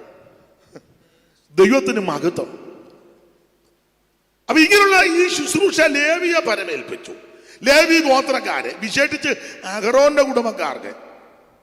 എന്നാൽ യഹൂദ ഗോത്രത്തിൽപ്പെട്ട ഈ രാജാവ് കയറി ശുശ്രൂഷ ചെയ്യാൻ പോവുക, അധികാരം. അപ്പൊ അസരിയാ പുരോഹിതനും ചിട്ടമുള്ള പുരോഹിതന്മാര് തടുത്തു, ചെയ്യരുത്. അപ്പൊ അടുത്ത വാക്യം. അവർ എനിക്ക് വിരോധമായി കൂട്ടം കൂടി എന്നെ തോൽപ്പിക്കുകയും ഞാൻ എന്റെ ഭവനവും. ഏതാ വായിക്കുന്നത്? ദിനവൃത്താന്തങ്ങളുടെ, അതൊക്കെ നമ്മൾ വിട്ടു. ദിനവൃത്താന്തങ്ങളുടെ 2-ാം പുസ്തകം 26-ാം അധ്യായത്തിന്റെ ഇനി 19 വായിച്ചോ. എല്ലാം വായിക്കാൻ നേരമില്ല, വായിച്ചോ. ഇസ്രായേൽ രാജാവായ ആഹാസ് യഹൂദയിൽ 26:19 ധൂപം കാട്ടുവാൻ കയ്യിൽ ധൂപകലശം പിടിച്ചിരിക്കെ ഉസിയാവ് കോപിച്ചു. അവൻ പുരോഹിതന്മാരോട് അതധികമായിപ്പിക്കുന്നില്ല കർത്താവിന് മഹത്വം. ധൂപം കാട്ടുവാൻ കയ്യിൽ ധൂപകലശം പിടിച്ചിരിക്കുക ഉസിയാവ് കോപിച്ച് എവിടെ വെച്ചാ? പള്ളിക്കകത്ത് വെച്ചാ. അപ്പൊ ഒറ്റ വാക്ക് പറഞ്ഞ പള്ളിക്കകത്ത് കിടന്ന് വഴക്കുണ്ടാക്കിയവനാ ഉസിയാവ്. സഭാഗോളിൽ കിടന്ന് വഴക്കുണ്ടാക്കുന്ന ബിരുദന്മാരുണ്ട്, ഒരെണ്ണത്തിന് ദൈവം വിടുകയല്ല. എടാ, സഭാഗോള് വഴക്കുണ്ടാക്കാനും പുക്കാറുണ്ടാക്കാനും ഉള്ളതല്ല. ഒരാഴ്ച മുഴുവൻ ദൈവം നിന്നെ സൂക്ഷിച്ചു. ആ ദൈവത്തെ മഹത്വപ്പെടുത്താനാ വരുന്നത്. ചെല്ല് ധരിച്ചേക്കുന്ന പ്രശ്നമെല്ലാം തീർക്കാനും വഴക്കുണ്ടാക്കാനും കമ്മിറ്റി കൂടാനും വിഷയങ്ങൾ ചർച്ച ചെയ്യാനും അങ്ങോട്ടും ഇങ്ങോട്ടും വടംവലി ഉണ്ടാക്കാനാ സ്വാഭാവികമെന്നാ ചില വെടലകൾ ചിന്തിച്ചേക്കുന്നേ. അല്ല, ഇടയ്ക്ക് കയറി പറയാം, ആഴ്ചവട്ടത്തിന്റെ 1-ാം നാൾ എന്തിനാ കൂടുന്നത്? പ്രധാനമായിട്ട് 3 കാര്യം അതറിയണം. ആഴ്ചവട്ടത്തിന്റെ 1-ാം നാൾ കൂടുന്നത് പ്രധാനമായിട്ട് 3 കാര്യത്തിനാ. എല്ലാം വിശദീകരിക്കാൻ നേരമില്ല. ചിലക്ക് ഇപ്പോഴും അറിയാൻ മേല എന്തിനായി കൂടുന്നെന്ന്. 1, അപ്പോസ്തല വെളിപ്പാട് പുസ്തകം 1-ാം അധ്യായത്തിലുണ്ട് 9, കർത്തൃദിവസത്തിൽ ആത്മവിവശനായി, ശരിയായ നിലയിൽ പഠിച്ചാൽ ആത്മാവിലായെന്നാണ്. അല്ലാതെ ബോധം പോയി താഴെ കിടന്നെന്നല്ല. ബോധവും പൊക്കണമില്ലാതെ തങ്കയാണ്ട തറയെ കിടക്കുന്നു. ഭർത്താവ് നോക്കി നിൽക്കുന്നു, വിളപ്പോൾ ഉണരും. അപ്പൊ ആത്മവിവശനായി എന്ന് പറഞ്ഞാൽ ആത്മാവിലായെന്നാണ്. അപ്പോൾ ആഴ്ചവട്ടത്തിന്റെ 1-ാം നാൾ കർത്ത ദിവസമേ എന്തിനാ കൂടി? 1, ആത്മാവിലാകാനാ. നീ ഞായറാഴ്ച ആരാധനയ്ക്ക് ആഴ്ചവട്ടത്തിന്റെ 1-ാം നാൾ വരുന്നത് ഒരു സൈഡ് ബെഞ്ചാലോ പുറകിലത്തെ കസേരല്ലോ കാലുമേ കാലും വെച്ച് കയ്യും കെട്ടി തള്ളവരലും മറപ്പിച്ച് ആളുകളെ ചിരിക്കാനല്ല, നീ ആത്മാവിൽ നിറയാനായി വരുന്നത്. സഭായുദ്ധന് വന്നു വെച്ച് പുറകിൽ വന്ന് മമ്മിയിരിക്കുക. ഇവൻ കൈയടിക്കത്തുമില്ല, പാടുകയില്ല, പ്രാർത്ഥിക്കത്തുമില്ല, അന്യഭാഷയും പ്രാപിച്ചിട്ടില്ല. പിന്നെ വല്ലവരും അന്യഭാഷ പ്രാപിക്കും, ഇവൻ ഇങ്ങനെ ഇരുന്ന് നോക്കുക. ഇങ്ങനെ എന്തുവാ രാമൻ കാക്ക വാഴത്തണ്ട ഇരിക്കും പോലെ. ആരൊക്കെയാ നിറയുന്നത്? അതൊന്നും വിവരിക്കുന്നില്ല. ആഴ്ചവട്ടത്തിന്റെ 1-ാം നാൾ കൂടേണ്ടത് ആത്മാവിലാകാനാ. അടുത്തിരിക്കണമെന്ന് നമ്മുടെ വിഷയമല്ല. അവൻ കൈയടിക്കുന്നോ ഇവൻ കൈയടിക്കുന്നോ അവനെങ്ങനെ ഇവൻ, ഇതൊന്നും നമ്മുടെ വിഷയമല്ല. ഒരാഴ്ച മുഴുവൻ ദൈവം നമ്മെ സൂക്ഷിച്ചു, ഭദ്രമായി ദൈവം നമ്മെ കാത്തു. ആ ദൈവത്തെ മഹത്വപ്പെടുത്തുവാൻ ആഴ്ചവട്ടത്തിന്റെ 1-ാം നാൾ ദൈവാലയത്തിൽ വരുമ്പോൾ ആത്മാവിലാകണം. ആത്മാവിലാക്കുകയല്ല. ഇപ്പൊ എല്ലാവരും ആത്മാവിലാക്കുക. എന്നോടൊരുത്തം പറഞ്ഞു, നമുക്ക് അവരെ വിളിക്കാം, അവര് നമ്മളെ ആത്മാവിലാക്കും. അല്ല, അവനെല്ലാം ആക്കിയേച്ച് പോവുക. എന്നാ ഒരു ഊറിയ ചിരി പോലെ ഉള്ള കാര്യമാണ് എൻ്റെ പൊന്നച്ചായി പറയാൻ. അപ്പൊ ആഴ്ചവട്ടത്തിന്റെ 1-ാം നാൾ കൂടി വരുന്നത് 1, ആത്മാവിലാകാനാണ്. പിന്നെ ആഴ്ചവട്ടത്തിന്റെ 1-ാം നാൾ കൂടി വരുന്ന 2, അപ്പം നുറുക്കാനാ. അത് മിക്കയിടത്തും ഇല്ല. അപ്പം നുറുക്കാനാ മാസത്തിൽ 1 ചിലയിടത്ത് നുറുക്കുന്നത്. ചിലയിടത്ത് മെയിൻ പാസ്റ്റ് വന്നെങ്കിലേ നൂറുക്ക് വളരെ തന്നെ കരിങ്കല്ലാന്നു. എടാ, പരിജ്ഞാനമുള്ള ദൈവദാസനാണെങ്കിൽ എല്ലാ ആഴ്ചയിലും ചില ഓർഡിനേഷൻ കിട്ടണം. ഓർഡിനേഷൻ കിട്ടിയവൻ ഇതുവരെ നടത്താൻ അറിയാൻ മേല. അപ്പം എടുത്ത് ചോദിച്ചു, ഇനി എന്നാ ചെയ്യണമെന്ന്. വേറൊരു പോലെ തന്നെ തിന്നടാന്ന് പറഞ്ഞു. നമ്മളങ്ങ് കൊടുക്കുന്നതല്ലേ ഓർഡിനേഷൻ. എന്നാൽ ഒരു ഓർഡിനേഷനും കിട്ടാത്ത ചില ദൈവദാസന്മാർ എന്ത് ഭംഗിയായിട്ട് ഈ ശുശ്രൂഷ ചെയ്യുന്നു. ഇല്ലേ, കണ്ടിട്ടില്ലേ? ഓർഡിനേഷൻ ഒന്നുമില്ലെങ്കിലും ഓർഡിനേഷൻ ആരാ? മെയിൻ ആൾക്കാർ വന്ന് ഇവൻ എവിടെല്ലാം കൊണ്ട് കൈവച്ചതാ, അതാ നമ്മുടെ തലയിലോട്ട് വന്നത്. അവനെ തല്ലാൻ ചെന്നു, മറ്റവൻ്റെ കൊങ്ങായിക്ക് പിടിച്ചു, വെട്ടിപ്പണം മേടിച്ചു, ബ്ലേഡ് നടത്തി. എന്നിട്ട് ആ കൈ നമ്മുടെ എടാ ഇരുമ്പോലൊക്കെ വിടുങ്ങിയച്ചേ ചുക്ക് കഷായം കുടിച്ചാൽ വല്ലോ കാര്യം നടക്കുന്നു. ഞാൻ ഇച്ചിരി കൂടെ സമയം എടുത്തോട്ടെ. ആട്ടെ, ആദ്യത്തെ ഒടുക്കത്തെ ആയിരിക്കും മിക്കവാറും. അവിടെ വിവരിക്കുന്നില്ല. ആഴ്ചവട്ടത്തിന്റെ 1-ാം നാൾ കൂടുന്നത് 2, അപ്പം നുറുക്കാനാ. ദൈവത്തിന് മഹത്വം. വിവരിക്കുന്നില്ല. 3, ആഴ്ചവട്ടത്തിന് 1-ാം നാൾ കൂടുന്നത് എന്തിനാ? വായിച്ചേ 16-ാം അധ്യായം 1-ാം വാക്യം, കൊരിന്ത്യർക്ക് എഴുതിയ 1-ാം ലേഖനം 16:1. പെട്ടെന്ന് വായിച്ചോ, നിർത്തിയേക്ക ആ ഭാഗം.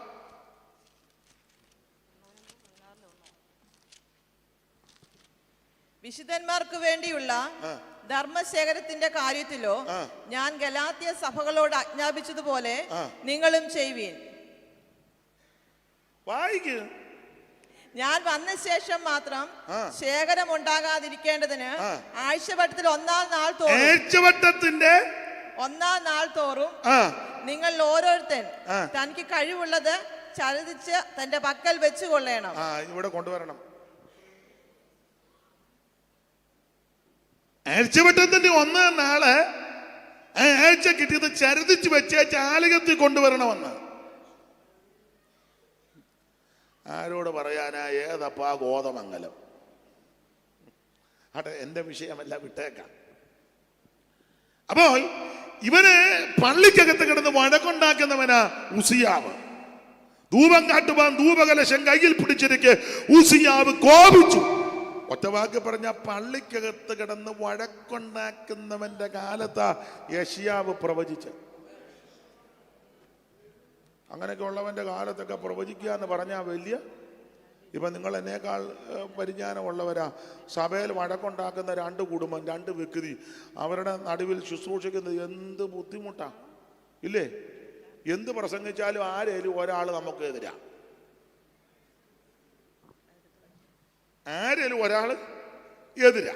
വലിയ ബുദ്ധിമുട്ടാ ഇങ്ങനെയുള്ളവരുടെ കാലത്ത് ശുശ്രൂഷിക്കുന്നത്. അപ്പോൾ ഉസിയാവ് സഭയ്ക്കകത്ത് കിടന്ന് വഴക്കുണ്ടാക്കി. ഇനി യവനൊരു മകനുണ്ടായിരുന്നു. വായിച്ച 27:1. യോദ്ധാവ് വാഴ്ച തുടങ്ങിയപ്പോൾ അവൻ 25 വയസ്സായി. ഓടിച്ചു വായിരേ. അവൻ 25 വയസ്സായിരുന്നു. അവൻ 16 സംവത്സരം മെഡിശ്ലേമിൽ വാണു. അവന്റെ അമ്മയ്ക്ക് യെരൂശ എന്ന് പേർ. അവൾ സാദോക്കിന്റെ പുത്രിയായിരുന്നു. അടുത്ത വാക്യം. അവൻ തന്റെ അപ്പനായ ഉസിയാവ് ചെയ്തതുപോലെയൊക്കെ യഹോവയ്ക്ക് പ്രസാദമുള്ളത് ചെയ്തു. എങ്കിലും യഹോവയുടെ ആലയത്തിലേക്ക് അവൻ കടന്നു. ഇവൻ പള്ളിക്കകത്ത് വരികയല്ല. അപ്പം അപ്പൻ പള്ളിക്കകത്ത് കിടന്ന് വഴക്കുണ്ടാക്കി. മോൻ പള്ളിയിലോട്ട്, നല്ല ഫാമിലി, പള്ളി കയറുകയല്ല. അപ്പനെ കണ്ടല്ലേ മോൻ പഠിക്കുന്നേ. ഇപ്പൊ ചില മാതാപിതാക്കൾ പറയുന്നത് പിള്ളേര് വരുന്നില്ല. പിള്ളേരെങ്ങനെ വരും? നീ ആരാഴ്ച കിടന്ന് അടിയും ബഹളവും അസ്വസ്ഥതയും ഉണ്ടാക്കുന്നതിന്റെ കൊച്ചുങ്ങൾ കണ്ടോണ്ടിരിക്കുക. സഭായത്തിന് വന്നേച്ച് വീട്ടിൽ ചെന്നേച്ച് ഡൈനിങ് ടേബിളിന്റെ വട്ടം ഇരുന്നേച്ച് അന്നത്തെ ചരിത്രം എടുത്തിടുക. അവരെയും പള്ളു പറഞ്ഞ് കൊച്ചുങ്ങൾ കഴിക്കുമ്പോൾ ഇങ്ങനെ ശ്രദ്ധിക്കും. നല്ല നല്ല നല്ല കൊച്ചുങ്ങൾക്ക് തന്നെ നിൽക്കാൻ പ്രായമാകുമ്പോൾ പിള്ളേർ പറയും ഞങ്ങൾ ഇനി ആ പള്ളി നടക്കുന്നതന്നെ നിങ്ങൾ കൊച്ചിലെ കണ്ടോണ്ടിരിക്കുകയല്ലേ. കുത്തി സാക്ഷി പറയുകയും പാര വെച്ച് പാടുകയും കൈയടിക്കാതിരിക്കുകയും സ്വോത്രം പറയാതിരിക്കുകയും തമ്മിൽ കൊമ്പ് കോർക്കുകയും കമ്മറ്റി കിടന്ന് ബഹളം ഉണ്ടാക്കി മുണ്ടുമടക്കി കുത്തി വെളിയിൽ ഇറങ്ങുകയും ചാടി അകത്ത് കയറി മറ്റവന്റെ കൊരവള്ളിക്ക് പിടിക്കാൻ എന്നെ എല്ലാവരും ഇതല്ലേ പിള്ളേര് കാണുന്നേ. അങ്ങനെ കണ്ട പിള്ളേര് വരുമോ നമ്മുടെ കൂടെ ആരാധനയ്ക്ക്?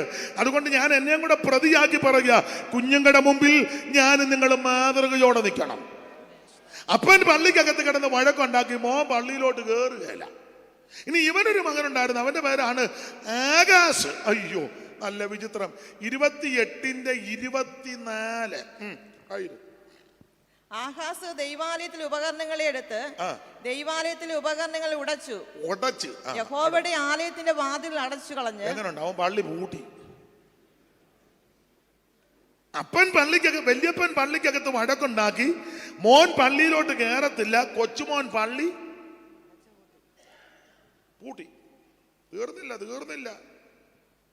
യവന്റെ മകൻ ആകാശിന്റെ മകനാണ് ഹിസ്കിയാവ്, അല്ലെങ്കിൽ യഹിസ്കിയാവ്. അവനെന്തോ ചെയ്തത്? അവന് ഈ പള്ളിയിൽ ഇങ്ങനെ പൊതിഞ്ഞു വെച്ചതെല്ലാം അടിച്ചു മാറ്റി. കട്ടളയിലും കഥകയിലുമല്ല. അതാന്നല്ലോ ഇപ്പൊ നടന്നുകൊണ്ടിരിക്കുന്നേ.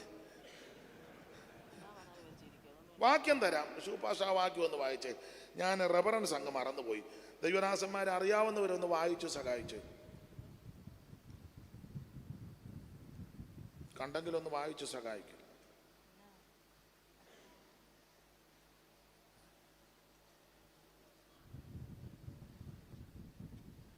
നിങ്ങൾ കണ്ടവരൊന്ന് വായിച്ച് സഹായിക്കണേ.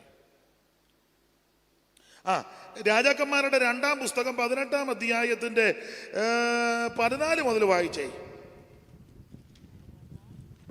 വായിക്കാരില്ല വായിരും.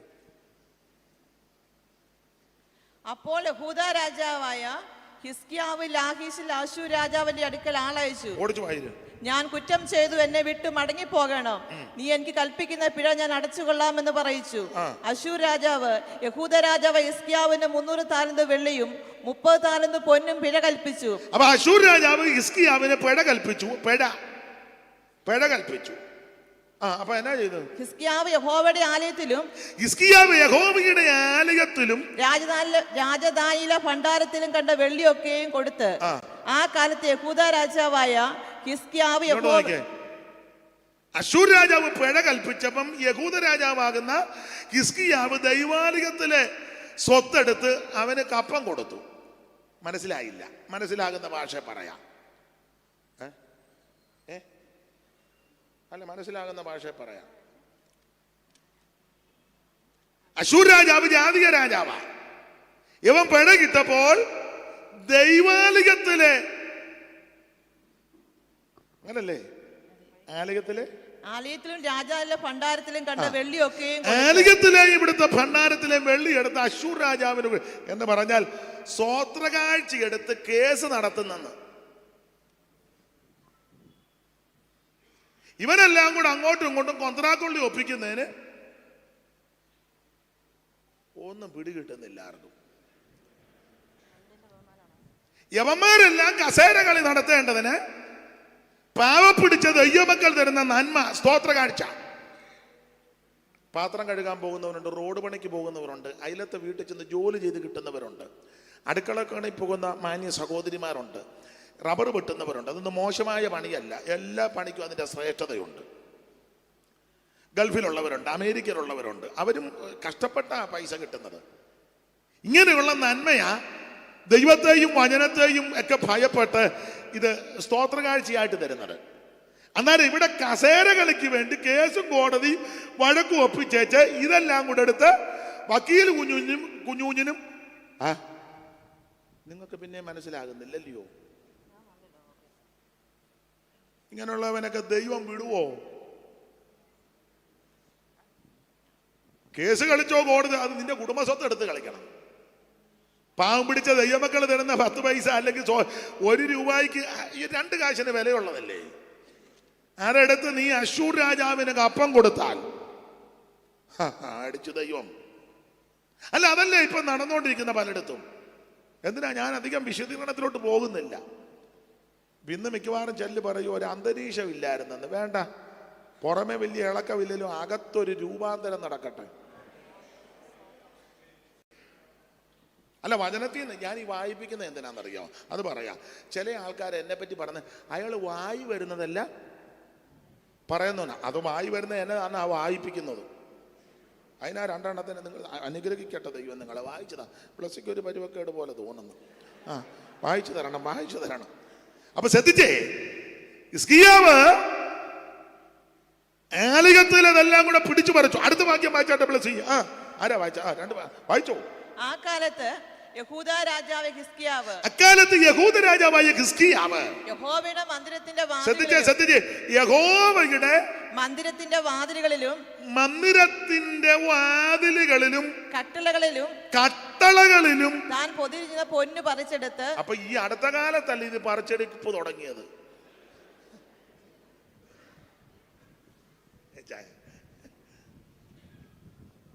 അപ്പൊ ഇപ്പൊ പറിച്ചെടുക്കുന്നതിലൊക്കെ അതിലും വലിയ വില്ലന്മാര്. നമ്മൾ ഓർക്കുന്നു അയ്യോ അങ്ങനെ പറിച്ചു. അവന് ഇപ്പൊ പറിച്ചെടുത്തവന്റെ മുതുമുത്തപ്പനായത്. കാട്ടുകളിൽ ഇരുന്നതല്ല.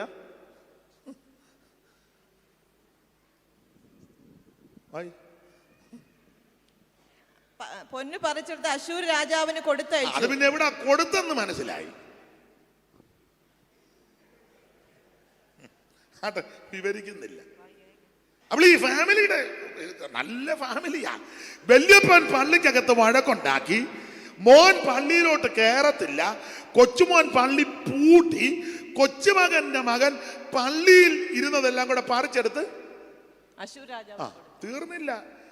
ഈ ഹിസ്കിയാവിനൊരു മോനുണ്ടായിരുന്നു, അവന്റെ പേര് തന്നെ ഒരു വല്ലാത്ത പേര്, മനേശെ. അതാ പേര് തന്നെ ഒരു മനേശെ. വായിച്ചേ 21-ാം അധ്യായത്തിന്റെ 1 വായിച്ചാട്ടെ. ഇപ്പം വായിച്ച പുസ്തകത്തിലെ 21-ന്റെ 1.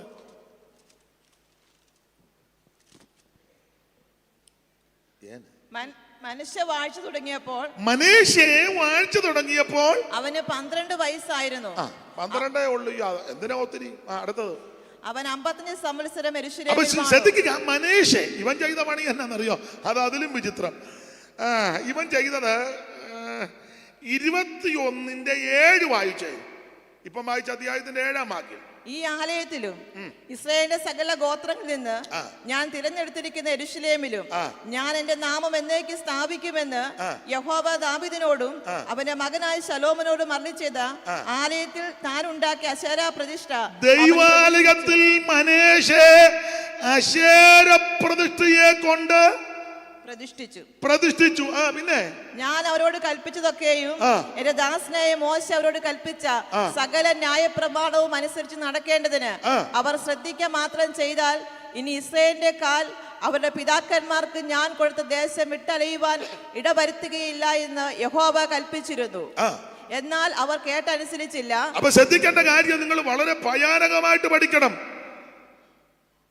വല്യപ്പൻ പള്ളിക്കകത്ത് വഴക്കുണ്ടാക്കി, മോൻ പള്ളി കയറത്തില്ല, കൊച്ചുമോൻ പള്ളി പൂട്ടി, കൊച്ചുമോന്റെ മകൻ പള്ളിയിൽ പൊതിഞ്ഞിരുന്നതെല്ലാം കൂടെ പറിച്ച് അശൂർ രാജാവിന് കൊടുത്തു. അവന്റെ മകൻ അന്യദൈവങ്ങളെ കൊണ്ട് പള്ളിക്കകത്താക്കി.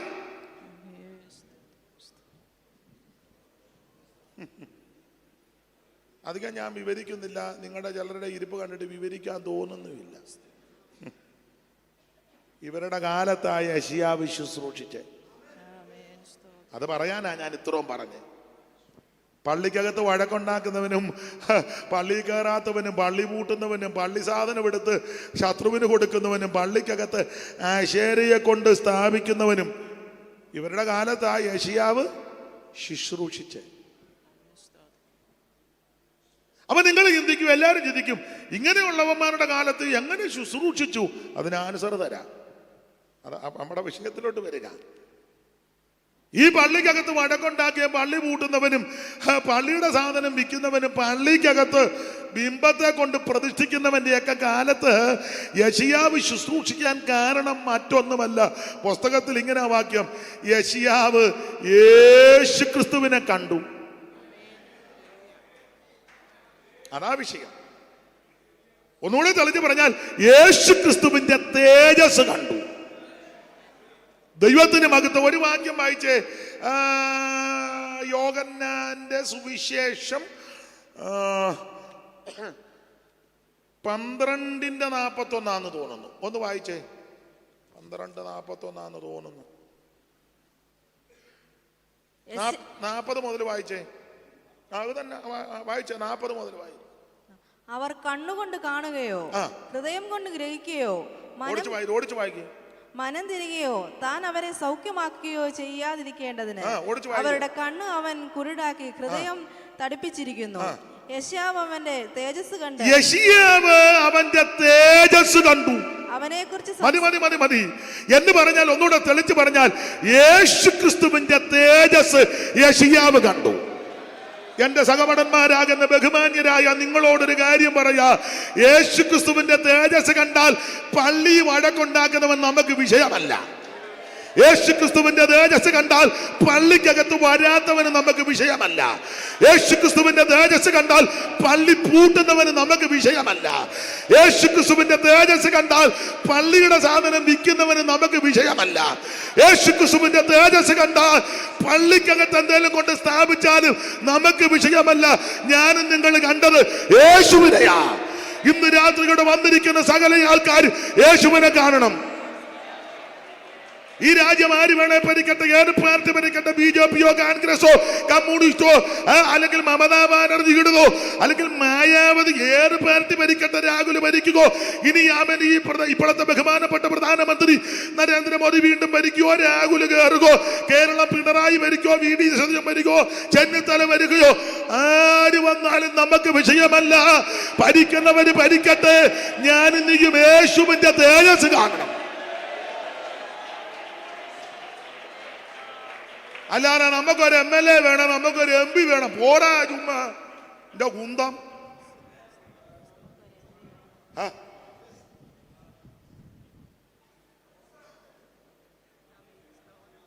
നമ്മൾ 2 MP-നെയും MLA-യും കൊണ്ട് വിട്ടാൽ ഇവൻ നമ്മളെ കരപ്പിക്കുമോ?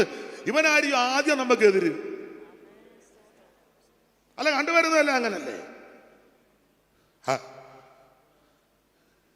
ഞാനെന്നിയും യേശുക്രിസ്തുവിന്റെ തേജസ് കാണും. കർത്താവിനെ കണ്ടു കഴിഞ്ഞാൽ നമുക്കിതൊന്നും വിഷയമല്ല. ഒരു പഴയ പാട്ടുണ്ട്, ചേർന്നൊന്ന് പാടാ. നിന്നെ കാണും ജനങ്ങൾക്കു പിന്നെ ദുഃഖം ഒന്നുമില്ല, നിന്നെ കാണും ജനങ്ങൾക്കു പിന്നെ ദുഃഖമൊന്നുമില്ല. ഓ പരപരമേശ പരമരുളീശ, നീ അത്ര എന്റെ രക്ഷാസ്ഥാനം. ഓ പരപരമേശ ചേർന്ന് പാടാ. നീ അത്ര എന്റെ രക്ഷാസ്ഥാനം. കാർമേഘത്തിനുള്ളിൽ ഞാൻ മിന്നും സൂര്യശോഭ. ഓ കാർമേഘത്തിനുള്ളിലും ഞാൻ മിന്നും സൂര്യശോഭ കാണും. പരപരമേശ പരമരുളീശ, നീ അത്ര എന്റെ രക്ഷാസ്ഥാനം. ഓ പരപരമേശ പരമരുളീശ, നീ അത്ര എന്റെ രക്ഷാസ്ഥാനം. കരമുയർത്തി ദൈവത്തെ മഹത്വപ്പെടുത്ത്. എന്റെ സഹപടന്മാരെ, ദൈവ കുഞ്ഞുങ്ങളെ, ഒരു കാര്യം ഉറപ്പിച്ചും തറപ്പിച്ചും പറയാ. ഞാനും നിങ്ങളും കാണേണ്ടത് യേശുക്രിസ്തുവിന്റെ തേജസ്സാ. ഒന്നുകൂടെ ഊതി പറയുക, യേശുക്രിസ്തുവിന്റെ തേജസ് കണ്ടാൽ വടക്കുണ്ടാക്കുന്നവൻ നമുക്ക് വിഷയമല്ല. യേശുക്രിസ്തുവിന്റെ തേജസ് കണ്ടാൽ അവൻ പള്ളി വരാത്തവന് നമുക്ക് വിഷയമല്ല. യേശുക്രിസ്തുവിന്റെ തേജസ് കണ്ടാൽ പള്ളി പൂട്ടുന്നവന് നമ്മുടെ വിഷയമല്ല. അവൻ യേശുക്രിസ്തുവിന്റെ തേജസ് കണ്ടാൽ പള്ളി സാധനം വിൽക്കുന്നവന് നമുക്ക് വിഷയമല്ല. യേശുവിന്റെ തേജസ് കണ്ടാൽ അന്യായ ശക്തികൾ വരുന്ന നമുക്ക് വിഷയമല്ല. ഞാനും നിങ്ങളും കാണേണ്ടത് യേശുക്രിസ്തുവിന്റെ തേജസ്സാ. അല്ല, ഈ തേജസ് കണ്ടത് കൊണ്ട് 50 കൊല്ലം ശുശ്രൂഷിച്ചേ. നമ്മളിത് കാണാത്തത് കൊണ്ടാ ഒരുത്തൻ ഒരു പൂഞ്ഞാൻ മടക്കുണ്ടാക്കിയ ഉടനെ നമ്മൾ അറിയാം പെന്തിക്കോസ് കൊള്ളുകയല്ല. പോടാ, എന്നോട് ആര് പറഞ്ഞു കൊള്ളുകയല്ല? നീ കൊള്ളുകയല്ല, അത് പറ. ചെല്ലി ഭീഷണി, ഞാനങ്ങ് പോകും, നീ പോ. എന്നോട് ആര് പറഞ്ഞു ഇങ്ങോട്ട് തള്ളിക്കൊണ്ട് വരാൻ? ഇവന് ഓലപ്പാമ്പ് ഇട്ട് പേടിപ്പിക്കുക. ഞാനങ്ങ്, നീ പോയാൽ ഈ സഭ 2 എണ്ണവും കൂടെ വരും. നീ ഇതിനകത്ത് എന്ന് കയറിയോ അന്ന് ഇതിന്റെ മണ്ടയടഞ്ഞതാ. തുമ്മയാത്തെറിക്കുന്ന മൂക്കാരനെ പോട്ടെ. ഇവിടെ ആര് ഉച്ചയും കുത്തി നിന്നാലും അവിടുത്തെ തേജസ് കണ്ടവൻ പുറകോട്ട് പോകത്തില്ല. അവൻ ചഞ്ചലിക്കത്തില്ല, അവന് ക്ഷീണവും വരികയല്ല. അതുകൊണ്ടല്ലയോ 50 കൊല്ലം ശുശ്രൂഷിച്ചു. കണ്ടലപ്പുഴ വായിച്ചേ. യേശുക്രിസ്തുവിനെ കണ്ടതിന്റെ ഒരു ചെറിയ റൂട്ട് 6-ാം അധ്യായത്തിന്റെ 1 വായിര്. പെട്ടെന്ന് വായിച്ചോ, നേരം പോകുന്ന. 6:1 യെശയ്യാവ് 6:1 വേഗത്തിൽ വായിര്. ഉസ്യാവ് മരിച്ചയാണ്ടിൽ, എന്നാ 2 പേർക്ക് ഉത്തരം താമസം? ഉസ്യാ രാജാവ് മരിച്ചയാണ്ടിൽ കർത്താവ് ഉയർന്നും പൊങ്ങിയുമുള്ള സിംഹാസനത്തിൽ ഇരിക്കുന്നത് ഞാൻ കണ്ടു. ആരാ കണ്ടത്? ഉസിയ രാജാവ് മരിച്ച ആണ്ടിൽ. അവന് അങ്ങനെ പറഞ്ഞു, ഉസിയാവ് മരിച്ച ആണ്ടിൽ. ഞാനും പണ്ട് പ്രസംഗിച്ചിട്ടുണ്ട്. നിങ്ങൾ ചിലർ പറഞ്ഞു കാണും, നിന്റെ ജീവിതത്തിന്റെ ഉസിയാവ് മരിക്കണം, മരിച്ചെങ്കിലേ. ഞാനും പറഞ്ഞിട്ടുണ്ട്, തള്ളയൊക്കെ ഇളകിയിട്ടുമുണ്ട്, നമ്മളത് ബലപ്പെട്ടിട്ടുമുണ്ട്. അത് ദൈവം അങ്ങ് ചെയ്തതാ. അപ്പം ഉസിയാവ് മരിച്ച ആണ്ടെന്നുള്ളത് അതിന്റെ കാലക്കണക്ക് പറഞ്ഞതാ. ആ വർഷം, ഉസിയാവ് മരിച്ച വർഷമാണ് യെശയ്യാവ് തേജസ്. അതാ അതിന്റെ ന്യായമായ അർത്ഥം അതാ. കാരണം രാജാക്കന്മാരുടെ ആണ്ട് പറയുകയല്ലേ. ലൂക്കോസ് 3:1 വായിച്ച് പെട്ടെന്ന് വായിച്ചു. ലൂക്കോസ് 3:1.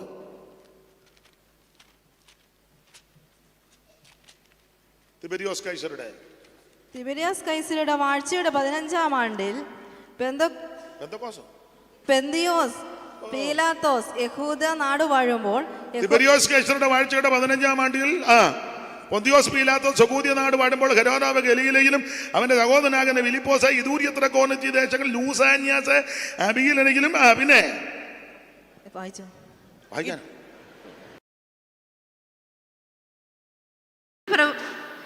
ഇടപ്രഭുക്കാരായ ഇരിക്കണ്ട, ഞാൻ മൈക്ക് അങ്ങോട്ട് തരും. പിന്നെ ആ പാവം ഇരുന്നു എന്തും പറഞ്ഞിട്ടെന്ന് ഓർത്ത് പാവത്താ വായിച്ചോ പ്ലസ് എത്തിയാ ഞാൻ തിരുത്താം.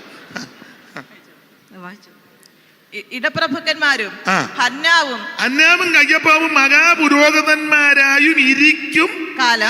അപ്പൊ കാലക്കണക്കാ. അന്നത്തെ ഗവർണറ്, ഭരണാധികാരികള് വിഷയം തെളിയിക്കാനാ, ചരിത്രമാ എന്ന് പറഞ്ഞ പോലെ ചരിത്രമാണ് 6-ാം അധ്യായത്തിൽ ഉസിയാവ് മരിച്ച ആണ്ടിൽ. അങ്ങനെ വേറെ ഉണ്ടല്ലോ, വായിച്ചേ 14:28 യെശയ്യാവ്, അവിടെ മരിച്ച ആണ്ടെന്നൊരു വാക്യമുണ്ട്. യെശയ്യാവ് 14:28. ആകാശ് രാജാവ് മരിച്ചയാണ്ടിൽ, അവിടെ അങ്ങനെയാണല്ലോ, ആകാശ് രാജാവ് അവിടെ മരിച്ച ആണ്ടാ പറഞ്ഞേക്കുന്നത്. യെശയ്യാവ് 6-ലും ഉസിയാവ്. ഇനി അതിന് ന്യായമായ ഒരു കാര്യം കൂടെ പറയാം, അതും രണ്ടു വശവും പറയണമല്ലോ. ഉസിയാവ് മരിച്ച ആണ്ട് എന്ന് പറഞ്ഞ ഇവര് കസിൻസാ. യെശയ്യാവ് രാജകുടുംബത്തിൽപ്പെട്ടതാ. അപ്പോൾ ഉസിയാവിനെ പറ്റി പഠിക്കുന്നത്, ഉസിയാവ് വഴക്കാളിയാണെങ്കിലും ഭരിക്കാൻ മിടുക്കനാ. അങ്ങനെയുള്ളവർ നമ്മുടെ ഇടയിൽ ഇല്ലേ? ഒന്നും അറിയാൻ മേല. വഴക്കാളിയാണെങ്കിലും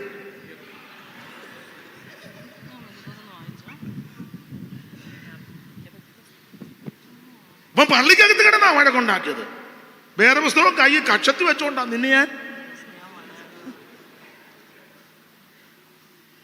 പക്ഷെ നല്ല ഭരണമാ.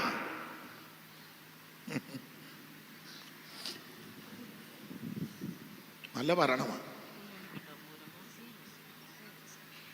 അപ്പൊ ഇവൻ ഭരിക്കാൻ മിടുക്കനാ. ഇവന്റെ ഭരണകാലത്ത് ഒത്തിരി രാജ്യത്തിന് ഗുണം വന്നു. രാജ്യത്തിന് അതിൽ ഒരു ഗുണം, ജലസേചന പദ്ധതിക്ക് പുള്ളി മിടുക്കനായിരുന്നു. കുളം കുഴിക്കുകയും നദി സംരക്ഷിക്കുകയും ഒക്കെ മിടുക്കനാ. മാത്രമല്ല പുള്ളി കൃഷിപ്രിയനാ. അങ്ങനല്ലേ ആ വാക്യം? ആ വാക്യം ഒന്ന് വായിച്ചേ. ഞാൻ റബ്ബറിന്റെ സംഘം മറന്നു, ഷൂപാസ് എടുത്തെങ്കിൽ ഒന്ന് വായിച്ചേ. കൃഷിപ്രിയനായിരുന്നു. അവന് താഴ്വീതിയിലും സമഭൂമിയിലും വളരെ കന്നുകാലികൾ ഉണ്ടായിരുന്നത് കൊണ്ട് ഫാം ഭയങ്കര മിടുക്കനാ. വടക്കൊക്കെ ഉണ്ടാക്കുമെങ്കിലും നല്ല ഫാം ഒക്കെ ക്രമീകരിച്ചു. പിന്നെ താഴ്വീതിയിലും അവന് താഴ്വീതിയിലും സമഭൂമിയിലും വളരെ കന്നുകാലികൾ ഉണ്ടായിരുന്നത് കൊണ്ട് അവൻ മരുഭൂമിയിൽ ഗോപുരങ്ങൾ പണിതു. അടുത്തത് അനേകം കിണറുകളും കുടിച്ചു. കിണർ ജലസേചന പദ്ധതി. ഇവന്റെ കാലത്ത് വെള്ളത്തിന് ഒരു പഞ്ഞവുമില്ല, ജനത്തിന് ആവശ്യമല്ലേ. മാത്രമാണോ അടുത്തത്, അവൻ കൃഷിപ്രിയനായിരുന്നതിനാൽ കൃഷിപ്രിയനുമായിരുന്നു. മതി മതി മതി, എല്ലാം വായിപ്പിക്കാൻ നേരമില്ല. അപ്പൊ കന്നുകാലികള്, അപ്പൊ ഇഷ്ടം പോലെ പാലും തൈരും അങ്ങനെ ഫാം. പിന്നെ മാത്രമാണോ ഇവന് ജലസേചന പദ്ധതി. ഇവന്റെ കാലത്ത് വെള്ളത്തിനൊന്നും പഞ്ഞമില്ല, ഭയങ്കര കൃഷിപ്രിയനും. എന്ന് പറഞ്ഞ ഇവന്റെ കാലത്ത് അഗ്രികൾച്ചർ ഡിപ്പാർട്ട്മെന്റ് ഭയങ്കരമാണ്. ഈ വാക്യങ്ങൾ വേറെ എടുക്കാനുണ്ട്, നേരമില്ലാത്തതുകൊണ്ടാണ്. അത്രയ്ക്ക് മിടുക്കാനാണ്. അപ്പൊ രാജ്യത്തിന് ഭൗമികമായി വളരെ നല്ല കാലമാണ്. പക്ഷെ പള്ളിക്കകത്ത് വഴക്കുണ്ടാക്കും എന്നുള്ളത് നമ്മൾ പറയല്ലോ. ഇച്ചിരി കുടിക്കുമെങ്കിലും അവൻ യോഗം മുടക്കുകയല്ല.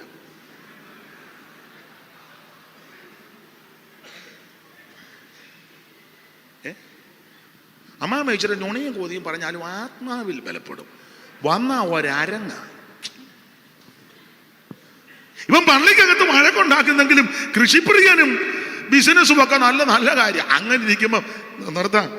അങ്ങനെ ഇരിക്കുമ്പോ ഇവൻ അങ്ങ് മരിച്ചു. ഈ കൃഷിപ്രിയനും ജലസേചന പദ്ധതി നന്നാക്കിയവനും ഈ മിടുക്കനായ ഈ ഉസിയാവ് അങ്ങ് മരിച്ചു. മരിച്ചപ്പം രാജ്യത്തിന്റെ ഭാവി ഓർത്ത് യെശയ്യാവിനൊരു ചെറിയ മനപ്പീട. രാജ്യം അങ്ങനെ ആകും, എൻ്റെ ഭാവനയാ. ഇവർ കൊട്ടാരത്തിലല്ലേ, ഇവരെല്ലാം രാജാക്കന്മാരല്ലേ. അപ്പൊ യെശയ്യാവ് ഉസിയാവിന്റെ സിംഹാസനം നോക്കിയപ്പോൾ കാലിയ ശൂന്യമായി. അയ്യോ പുള്ളി ഈ സിംഹാസനത്തിൽ ഇരുന്നപ്പോൾ കൃഷിക്ക് നല്ലതായിരുന്നു, ആടുമാടുകളും കന്നുകാലികൾക്ക് നല്ലതായിരുന്നു, മാത്രമല്ല ഫാമും ഒക്കെ നല്ലതായിരുന്നു, ജലസേചന പദ്ധതി നല്ലതാണ്. ദൈവമേ പുള്ളി മരിച്ചല്ലോ, ദൈവമേ ഇനി ആരാ ഈ രാജ്യത്തിൻ്റെ ഭാവി എങ്ങനെ? ഇങ്ങനെ ചിന്താഭാരം അകത്ത് കയറിയപ്പോൾ തമ്പുരാൻ ഉയർന്നും പൊങ്ങിയുമുള്ള സിംഹാസനത്തിൽ കർത്താവ് ഇരിക്കുന്ന കാണിച്ചു. എന്ന് പറഞ്ഞാൽ യെശയ്യാവേ, ഇവിടുത്തെ സിംഹാസനത്തിൽ ഒരുത്തൻ മരിച്ചെന്നോർത്ത് നീ വ്യാകുലപ്പെടണ്ട. ഈ സിംഹാസനത്തെക്കാൾ വലിയ സിംഹാസനം, ഇതിനേക്കാൾ മെച്ചപ്പെട്ടൊരു സിംഹാസനം, ഇവിടെ ഭരിക്കുന്നവനേക്കാൾ നന്നായി ഭരിക്കുന്ന ഒരുവൻ.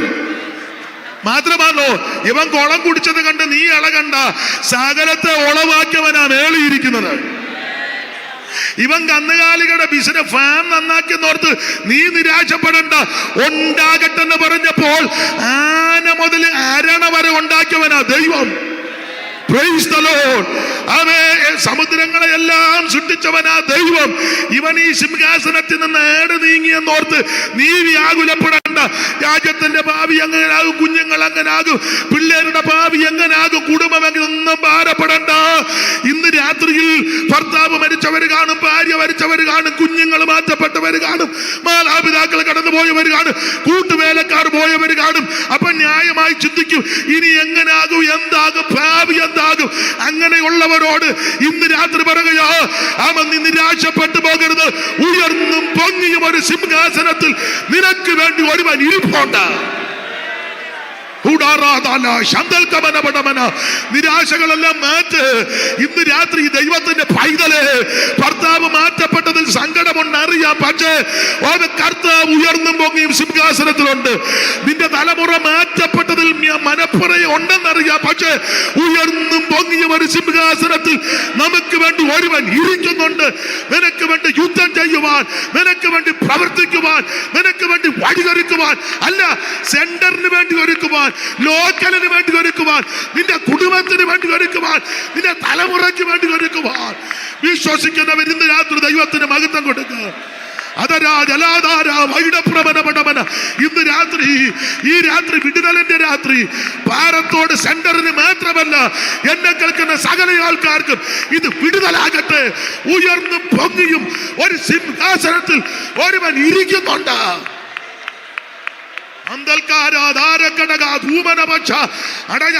ഇന്ന് രാത്രി ദൈവത്തിന്റെ പൈതല്, നീ ആത്മാവിൽ ബലപ്പെട്. നിനക്ക് വേണ്ടി യുദ്ധം ചെയ്യുന്ന ഒരു ദൈവം, നിനക്ക് വേണ്ടി ഉന്നതങ്ങളിൽ ഒരു ദൈവം. Praise the Lord, praise the Lord, praise the Lord. ഇന്ന് രാത്രി ദൈവത്തിന് മഹത്വം കൊടുക്ക്, ദൈവത്തിന് മഹത്വം കൊടുക്ക്. നിനക്ക് വേണ്ടി യുദ്ധം ചെയ്യുവാൻ, നിനക്ക് വേണ്ടി വഴി തുറക്കുവാൻ, നിന്റെ സന്തതിക്ക് വേണ്ടി വഴിയൊരുക്കുവാൻ. ഓ ജീസസ്, ഇന്ന് രാത്രി വിടുതലോടെ വേണം തിരിച്ചു പോകാൻ, സൗഖ്യത്തോടെ വേണം തിരിച്ചു പോകുവാൻ. ഉയർന്നു പൊങ്ങിയ ഒരു സിംഹാസനത്തിൽ ഒരുവൻ നിനക്ക് വേണ്ടി ഇരിക്കുന്നുണ്ട്. നിന്റെ വിഷയം പരിഹരിക്കുവാൻ, നിനക്ക് വേണ്ടി യുദ്ധം ചെയ്യുവാൻ, നിനക്ക് വേണ്ടി പ്രവർത്തിക്കുവാൻ.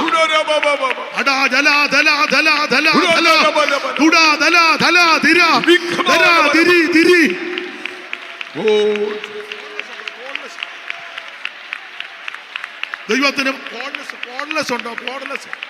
ഓ ദൈവത്തിന് മഹത്വം, ദൈവത്തിന് മഹത്വം, ദൈവത്തിന് മഹത്വം. ഓ ദൈവത്തിന് മഹത്വം, ദൈവത്തിന് മഹത്വം. ഇന്ന് രാത്രി വിശ്വസിക്ക്, നിനക്ക് വേണ്ടി ദൈവം യുദ്ധം ചെയ്യാൻ പോകുക. ഇന്ന് രാത്രി ദൈവം നിനക്ക് വേണ്ടി വഴി തുറക്കും. ഉയർന്നും പൊങ്ങിയും ഒരു സിംഹാസനത്തിൽ ഒരുവൻ ഇരിക്കുന്നുണ്ട്.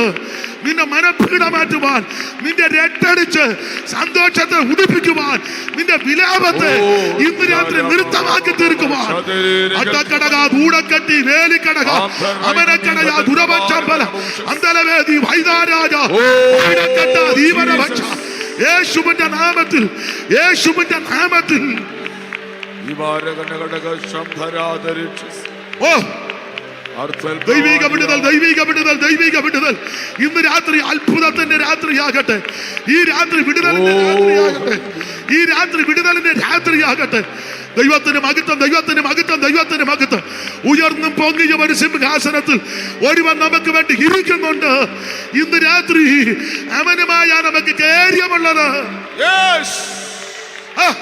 ദൈവശക്തി വ്യാപരിക്കട്ടെ. Hallelujah, hallelujah. അവ ഉസിയാവ് മരിച്ചതിൽ നിരാശപ്പെടണ്ട. അവ ഈ താരം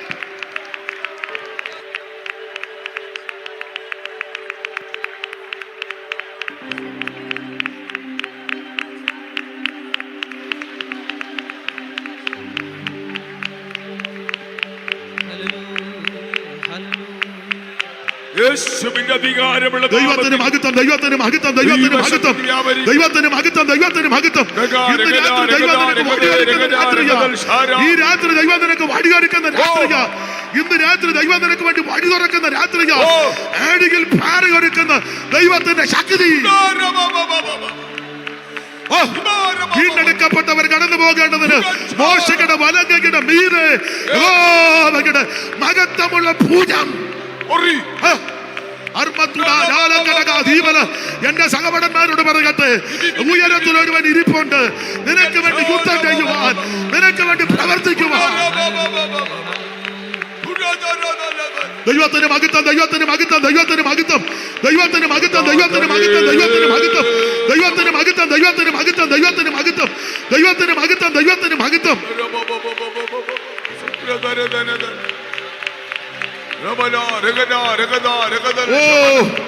ഈ രാത്രി രോഗശാന്തി ഉണ്ടാകട്ടെ. ക്യാൻസർ ഇന്ന് രാത്രി മാറട്ടെ. Brain tumour, cancer, kidney problem, ഷുഗറിന്റെ കംപ്ലൈന്റ് ഇന്ന് രാത്രി മാറട്ടെ. നിന്റെ അസ്ഥിക്കകത്ത്, ധമനിക്കകത്ത്, മജ്ജക്കകത്ത്, രക്തത്തിനകത്ത് കുടുങ്ങിയിരിക്കുന്ന രോഗബന്ധനങ്ങള് ഇന്ന് രാത്രിയിൽ ദൈവം അടിക്കുന്ന രാത്രിയാണ്. അനുഭവിക്കുന്നവർ ദൈവത്തിന് മഹത്വം കൊടുക്ക്. അനുഭവിക്കുന്നവർ ദൈവത്തിന് മഹത്വം കൊടുക്ക്. യേശുവിന്റെ തേജസ് കാണ്, യേശുവിന്റെ തേജസ് കാണ്. അവിടുന്ന് അത്ഭുത മന്ത്രി, വീരനാം ദൈവം, നിത്യ പിതാവ്, സമാധാന പ്രഭു ഇന്ന് രാത്രിയിൽ ദൈവത്തിന് മഹത്വം, ദൈവത്തിന് മഹത്വം, ദൈവത്തിന് മഹത്വം. അത്ഭുത മന്ത്രി, വീരനാം ദൈവം, നിത്യ പിതാവ്, സമാധാന പ്രഭു ഇന്ന് രാത്രി വിടുതലിന്റെ വ്യാപാര ശക്തി വെളിപ്പെടട്ടെ. എല്ലാ കെട്ടുകൾ ഇന്ന് രാത്രി പൊട്ടട്ടെ. രോഗബന്ധനം ഇന്ന് രാത്രി അടിക്കട്ടെ. സാത്താന്റെ കെട്ടുകളെ അടിക്കുവാൻ പ്രത്യക്ഷനായ ദൈവപുത്രന്റെ അളവറ്റ ശക്തി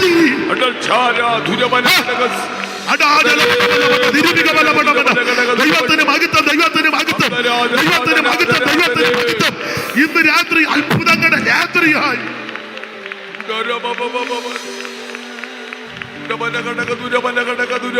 ഈ രാത്രി രോഗശാന്തി വെളിപ്പെടട്ടെ. എല്ലാ കെട്ടുകൾ ഇന്ന് രാത്രി പൊട്ടട്ടെ. നീ ഇവിടെ നിന്ന് ആരാധിക്കുമ്പോൾ നിന്റെ കുടുംബത്തിനകത്ത്, തലമുറകളുടെ സന്താനങ്ങളുടെ ഇന്ന് രാത്രി ദൈവശക്തി ബന്ധനങ്ങൾ അഴിയട്ടെ.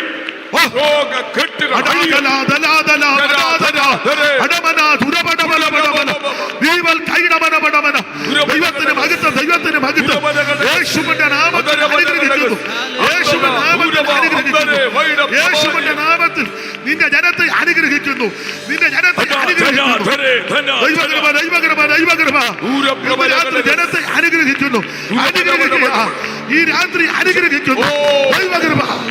Bless, bless, bless. ദുരാധന ധരാ ധന ധരാ ധനാ ധരാ ധന ദൂരമാഹം ധരാവയുടെ പ്രബല ഘടക ദുരബല ഘടക ദൈവത്തെ സ്തുതിക്കാം. ദൈവദാസന്മാർക്ക് ഇരിക്കാൻ ഞാൻ 9:30 ആയോ? അങ്ങ് നിർത്താം. ഇനി കർത്താവ് അനുവദിച്ചാല് അവസരവും ആയുസ്സും ആരോഗ്യമൊക്കെ ദൈവം തന്നാൽ പിന്നീട് ഒരു ദിവസം നമുക്ക് ദൈവഹിതമാണേ കൂടാം. ഒരു കാര്യം കൂടെ പറഞ്ഞങ്ങ് നിർത്താം. പറഞ്ഞതൊന്ന് പൂർത്തീകരിച്ചേ.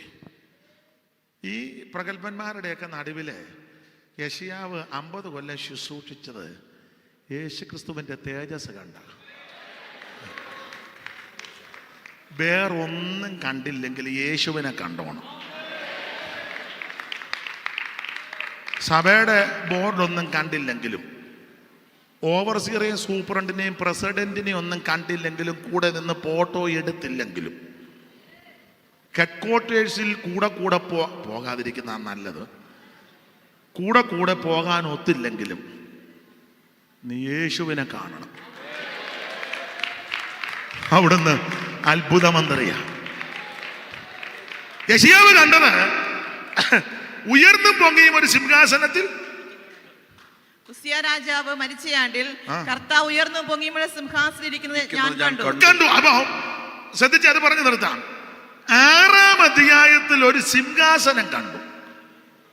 യെശയ്യാവ് 6-ാം അധ്യായത്തിൽ സിംഹാസനം കണ്ട്. യേശുക്രിസ്തുവിനെ കണ്ടെന്നാണല്ലോ യോഹന്നാൻ 12:41 കണ്ട വിധമാണ്. 6-ാം അധ്യായത്തിൽ സിംഹാസനം കണ്ടു.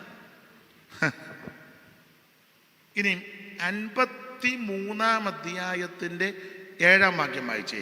യെശയ്യാവ് 53:7 പെട്ടെന്ന് വായിക്കും. ഞാൻ പിടിച്ചു തരാം.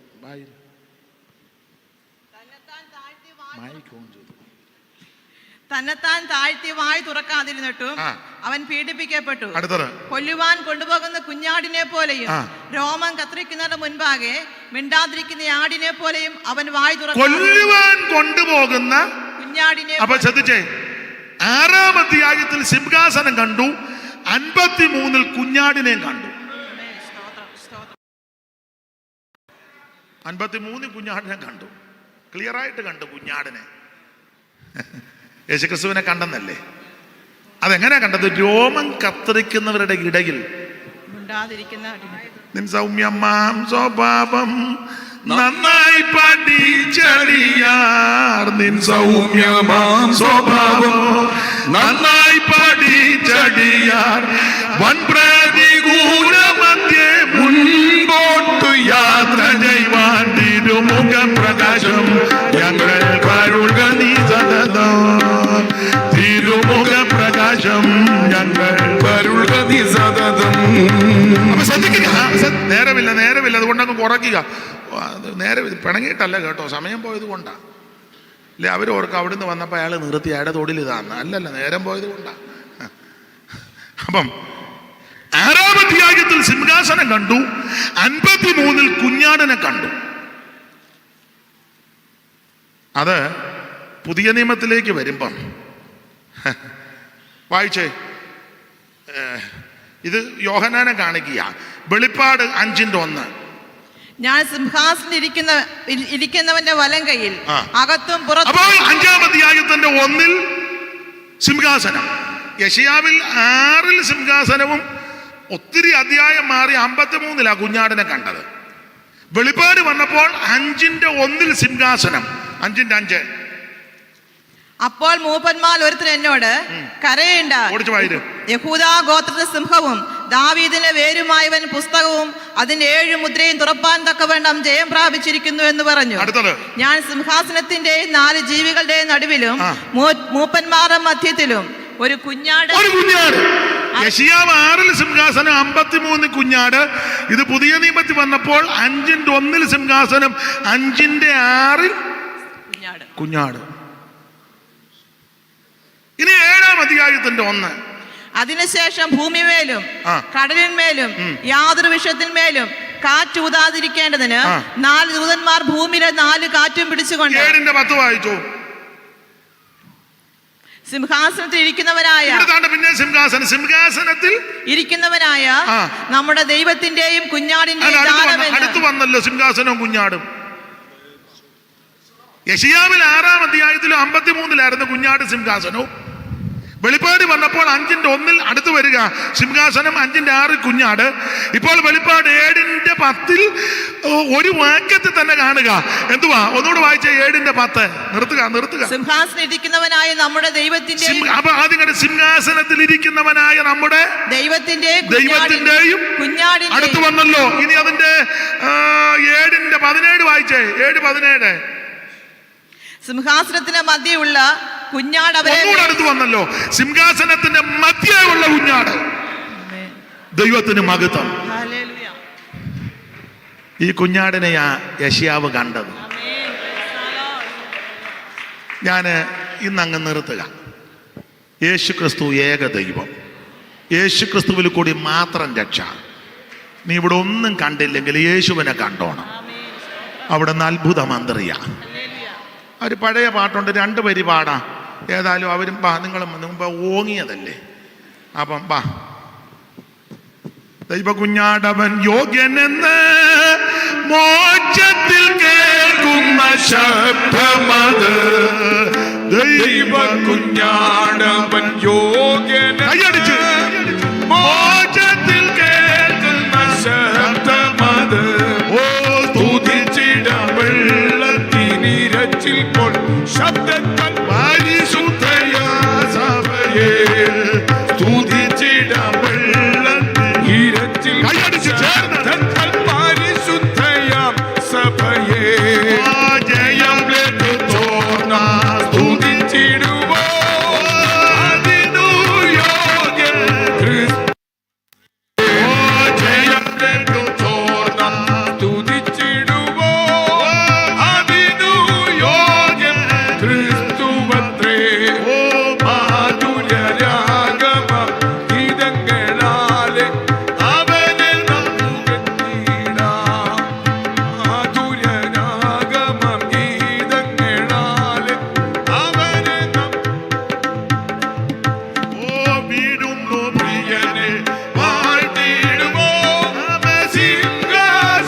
സിംഹാസനവാസികളും വീഴുന്നു പ്രിയനെ വാഴ്ത്തിടുവോ സിംഹാസനവാസികളും ആയവനരുളിയ രക്ഷയിൻ മഹിമയ്ക്ക് കിരീടങ്ങൾ താഴെയിട്ടു ആയവനരുളിയ രക്ഷ മഹിമയ്ക്ക് കിരീടങ്ങൾ താഴെയിട്ടു ജയം ലഭിച്ചോർന്ന